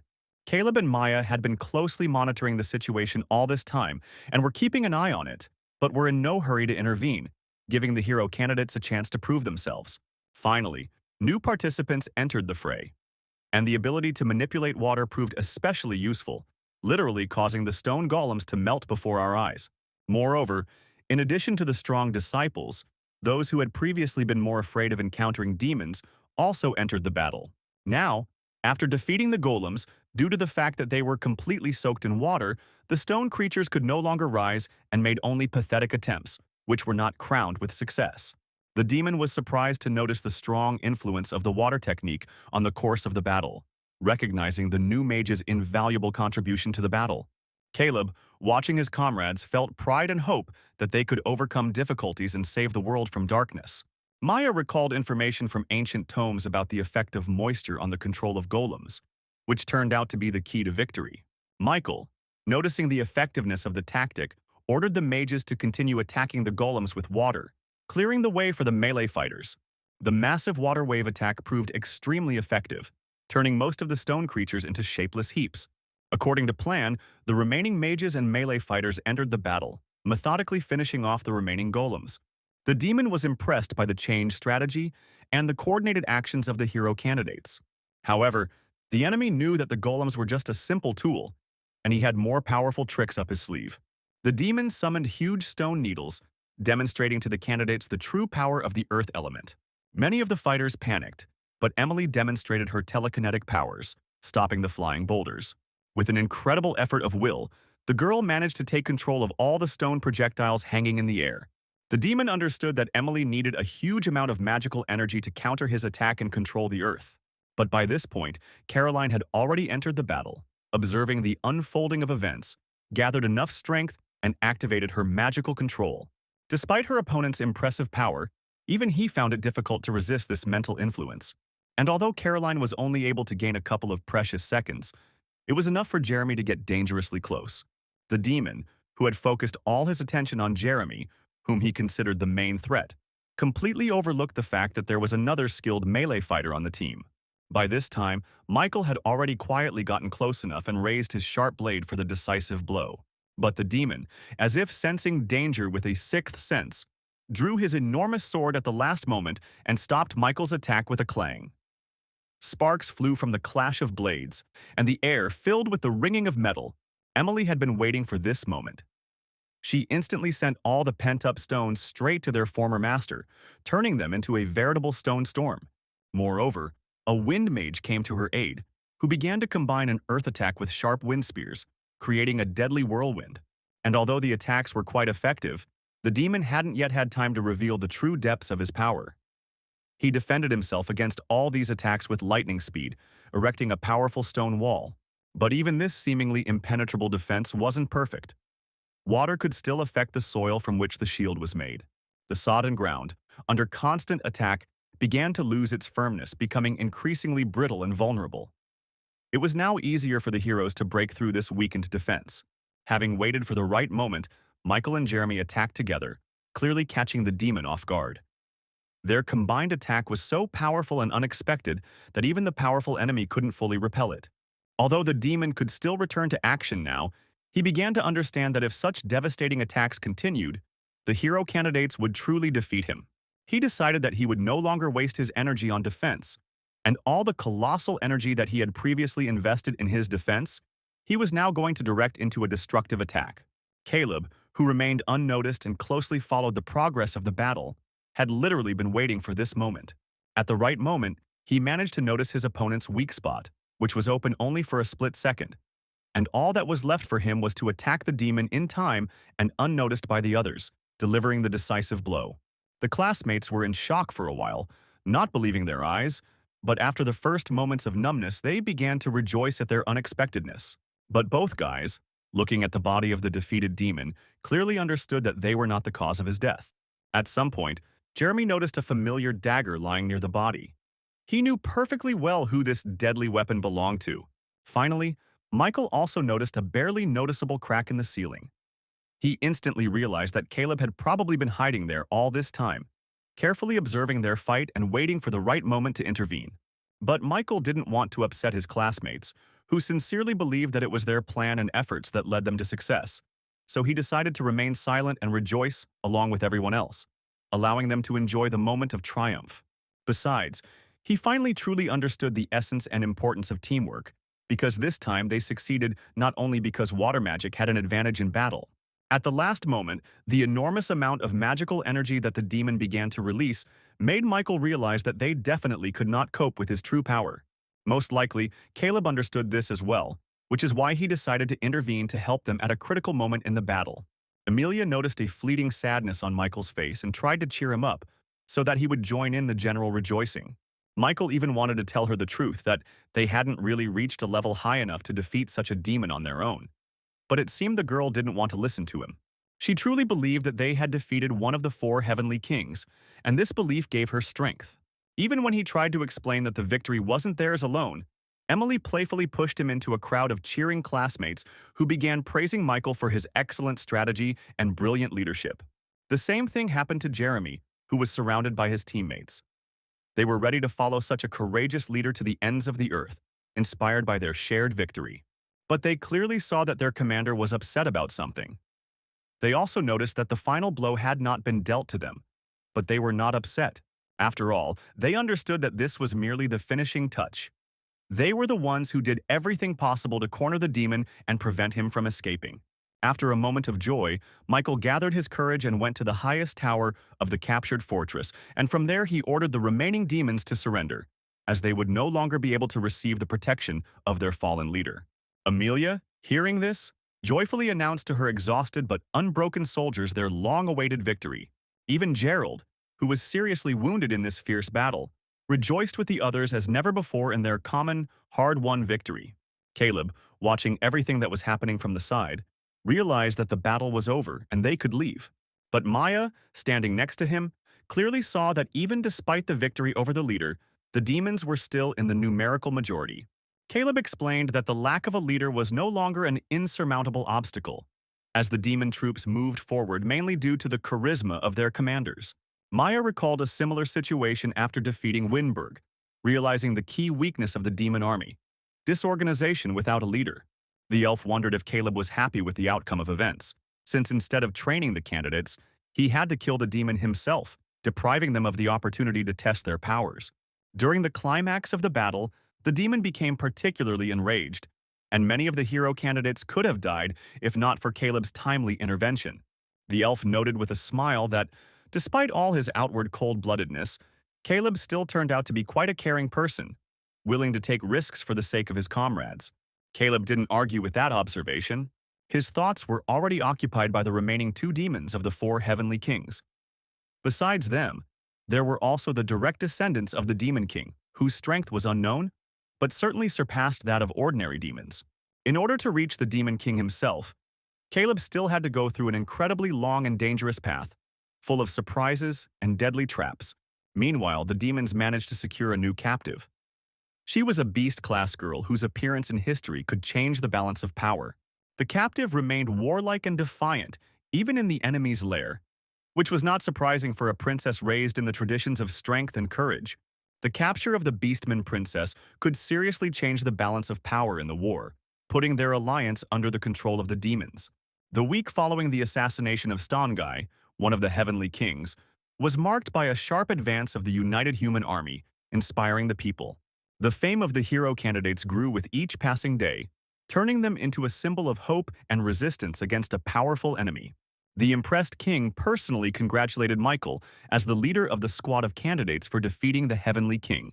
In recognition of Michael's services, the king awarded him the title of knight, unprecedented for his background.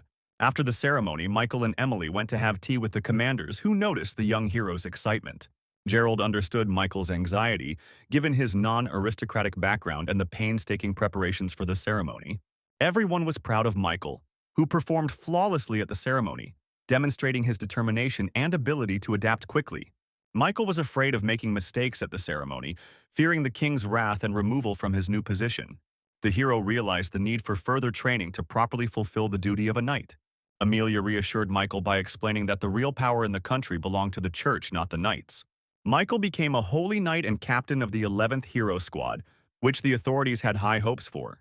The hero did not understand the point of being appointed a knight under the control of the church, but did not want to delve into complex political intrigues. Michael was told that he needed to live up to his new status as equal to Gerald and Amelia. Caroline reported to Caleb about Michael's new status and his right to vote in important government matters. Maya didn't understand why Caleb and Caroline were discussing this as a problem, considering the candidate's fame to be deserved. Caleb understood that the Holy Land, by giving Michael power, was demonstrating control over the hero candidates. Despite the call of the saint, the candidates could not fully trust the holy power. It was obvious that for the saint and the country, the candidates were just a tool to achieve the desired result. Caroline promised to monitor the squad's behavior in the new political realities and asked to be introduced to Caleb's new companion. Caroline and Maya officially met, and the half-elf mage made a strong impression, causing slight jealousy. Maya, noticing Caroline's reaction, explained the purpose of the trip with Caleb and expressed incomprehension of jealousy. Caleb, tired of the girls' squabbles, turned the conversation to the plan to kill the Demon King. The hero planned to operate from the shadows, using Caroline as a link to the class. Caroline understood the importance of her role, but she wanted to go on the journey with Caleb and Maya. She was refused because without her, Caleb would not be able to contact his hostile classmates. For Caleb, Caroline was an indispensable ally in the current situation. Caroline explained that not everyone in the group considered Caleb an enemy, mentioning Michael and Ray. Caleb noted that Michael would likely be reluctant to rely on his help, which was developmentally normal. The hero decided to train Michael from afar, realizing that he could not cope with the army of demons alone. Maya spoke about her victory over one of the four kings, emphasizing that they were on the verge of death. Caroline was amazed by Caleb's increased abilities, which allowed him to defeat the Sky King. Maya emphasized that they almost died in the battle with the Air King, despite their preparation and strength. Caroline compared their victory to the entire class's struggles against the Earth King. The girl realized that Maya's power was great. Since Caleb relied on her help, Caroline realized that her own power was primitive compared to theirs.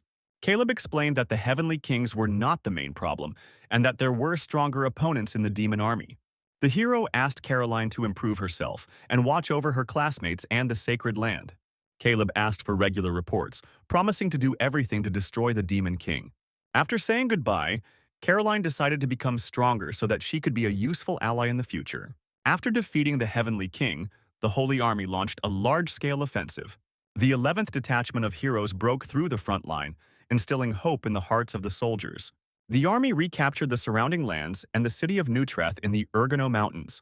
Success was made possible by the death of Stonge and the unknown death of Winberg. These blows disorganized the demon army, but the Holy Army was unaware of the third fallen king. The hero candidates were invited to a sumptuous feast after their latest victory. Michael overheard classmates doubting the reality of their success. The hero himself wondered about the reasons for such rapid advancement at the front.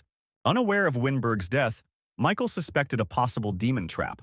Even Commander Amelia, a seasoned strategist and warrior, came to a similar conclusion, which made her increase her vigilance. But Sarah reminded them that after investigating, there was no confirmation of this theory, so she asked her classmates to put their worries aside.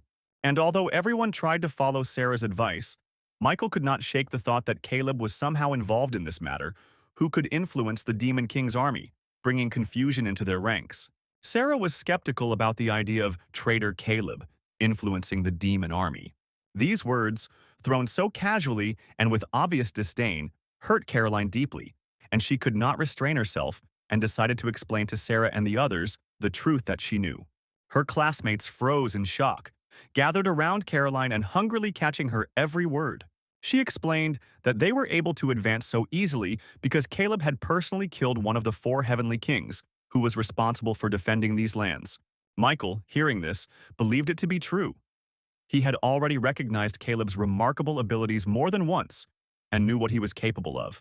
Ray also knew that their classmate was very strong, but he had no idea that Caleb was capable of something as grandiose as killing one of the strongest demons. Sarah, hearing this, was indignant. She refused to believe what she considered a blatant lie, and even turned to Jeremy, hoping he would support her point of view. But Jeremy, to her surprise, clearly couldn't deny Caleb's obvious influence on the war.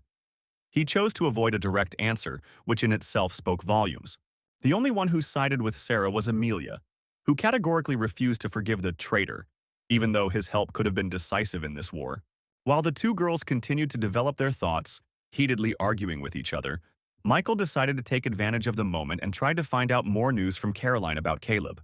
However, Caroline herself knew nothing about his current location or plans. The only thing she was certain of was that the boy wanted to kill the Demon King. Now, as far as Caroline knew, the hero was somewhere in the lands of the Demon Kingdom, which were located to the west of the recently recaptured Neutrat. With each passing day, he moved deeper into enemy territory, where increasingly powerful and dangerous opponents awaited him. But Caleb's abilities also grew significantly during this time. He acquired a new offensive ability, a powerful thunderous blow that could crush even the most resilient enemies. Despite mastering an impressive offensive ability, Caleb's control over it remained poor, often putting him at risk in combat. Caleb was grateful to Maya for her invaluable help and support, although he resented her interference in his battles. The hero was concerned about the lack of improvement in control over the new ability to an acceptable level. Caleb barely had control over the basic techniques of the Thunder attribute, which was considered one of the rarest and most difficult to master. Thunder attacks were faster and more powerful than other elemental attacks, but required tremendous strength, concentration, and precision from the mage. Caleb's friends gained control over attributes through the blessing, giving them a huge advantage in mastering the elements. The hero didn't understand why, After many hours of training, he still couldn't effectively use the skill in real combat. Maya noticed that Caleb was distracted by various factors during the battle and did not have a clear understanding of the technique. The elf explained the importance of creating a precise image of the desired effect before bringing magic to life. Caleb stubbornly strove to use thunder for close combat, despite Maya's doubts about the effectiveness of such an approach. The hero explained the need for new power to defeat the Demon King, despite his reluctance to delve into the study of magic. Caleb recognized the value of Maya's wise advice, which helped him avoid many of the mistakes newcomers made in learning magic. A sudden attack by a horde of goblins gave Caleb the opportunity to practice his new skills. The hero used the Thunder Strike technique on the first group of goblins, using the situation for training. Despite the progress, the attack power was still not enough to kill the enemy, only to intimidate him. A more effective tactic remained a mana-enhanced strike, although it also required a lot of energy and concentration. Caleb admitted that the effect of the mana-enhanced strike was worth the effort, despite the difficulty of using it. The hero methodically destroyed the goblins, using new tactics and developing his agility and reaction. Despite Caleb's efforts, the number of monsters seemed endless. The cause of the endless stream of enemies turned out to be the Goblin Boss, a huge and ugly creature. Caleb was delighted to see the boss, eager to test his new powers on him. Maya, tired of the endless battle, suggested returning to a safe place. The elf pointed out the impossibility of progress due to constant attacks from monsters from all sides. Caleb, satisfied with his victory over the boss and the results of the training, agreed to Maya's proposal. After an exhausting training session, the heroes had to run for a long time to escape pursuit. Strategic retreat became the best tactic against numerous and powerful demons. Maya suspected that some of the pursuing monsters might be controlled by higher demons. Caleb and Maya made an unplanned stop when they found themselves at a dead end on top of a high mountain. The heroes realized with horror that they had entered the territory of the Demon Kingdom. The Holy Kingdom's army continued its campaign to reclaim the lands and began an invasion of the Demon Kingdom. But in the Demon Lands, there were many more monsters, and they were much stronger than those the army had encountered before. The would-be heroes dealt with the threat, but ordinary soldiers became easy prey for the cruel creatures. Gerald noticed that the monsters did not attack chaotically, but as if under the control of a powerful demon. Michael guessed that the demon controlling the monsters must be at least of the highest rank. From afar, the greater demon.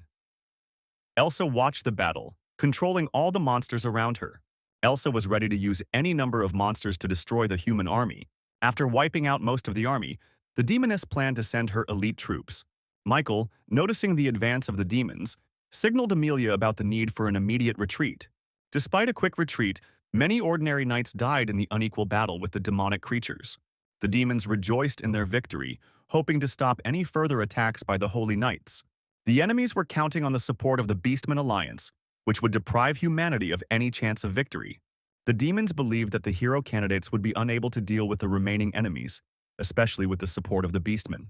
Caleb and Maya hid and eavesdropped on the demons' conversation from afar. The elf was surprised when she first heard about the demons' plans to control the Beastmen Alliance. Caleb recognized the importance of this information and asked Maya to help him find out more. Amelia called an emergency meeting of commanders after the failed attempt to invade enemy territory. The commanders searched for ideas to remedy the difficult situation without having her own plan of action.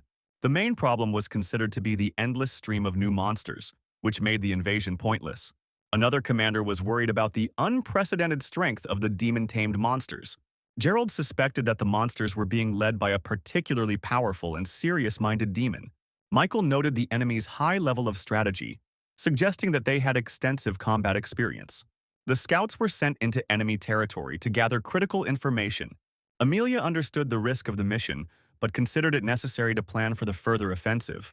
The commanders realized the difficulty of getting an entire army through a forest teeming with monsters without being noticed. It was decided to concentrate on strengthening and defending the recovered lands, avoiding hasty actions. Emily reminded everyone of the main goal, the death of the Demon King, urging them not to forget about it. Amelia realized that Emily had some kind of plan of action prepared. The proposal to increase troop numbers was rejected as ineffective in the current situation. Michael understood that the number of soldiers would not solve the problem of superior monsters. The hero proposed focusing on expanding elite troops and training gifted fighters. This proved impossible as all the high-level soldiers were already at the front lines. The conclusion was reached that it was necessary to recruit and intensively train new people to strengthen the army.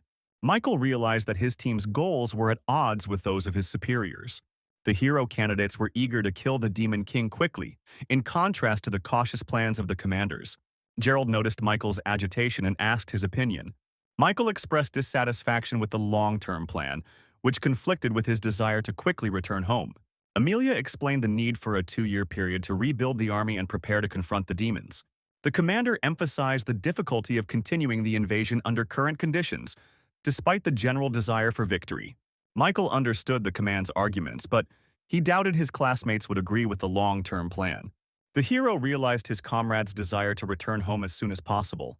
Gerald discussed the situation with Michael, acknowledging that both sides were right. Michael began to understand the commander's position, although he could not fully accept the long wait. Gerald advised Michael to think carefully about the situation, reminding him of the dangers of haste in military affairs. The knight pointed out the risk of death of innocent people and comrades due to hasty actions. Gerald sincerely asked Michael not to take unnecessary risks. Emily understood the logic of the command, but she couldn't ignore the desire to return home. A recent near-death experience in battle with the Heavenly King has strengthened the hero's desire to return. The hierarchy of demon power suggested that the Demon King was far stronger than the 4 Heavenly Kings. Gerald admitted that even all the hero candidates together were unable to defeat the Demon King. Michael decided to discuss the situation with the team, realizing the danger of an immediate attack. The hero could not forgive himself for losing his friends due to hasty actions. Michael decided that they would return home after killing the Demon King when they were truly ready. The announcement of the command's plan shocked the group of hero candidates. Amelia announced that she might not return home for at least 2 years, upsetting her classmates. Michael explained the need for preparation to avoid senseless death. Jeremy expressed extreme dissatisfaction with the idea of waiting 2 years in an alien world. Michael explained the impossibility of relying on military support for reckless adventures. The hero stressed the need to follow a more cautious command strategy. Jeremy recalled the lack of trust in the sacred state and called for independent action. Michael responded sharply, emphasizing the need to accumulate strength and experience to survive.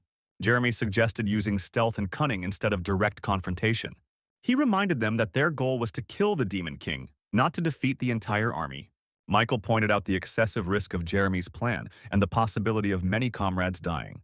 Jeremy expressed his willingness to take risks and offered to decline those who were not willing to take risks.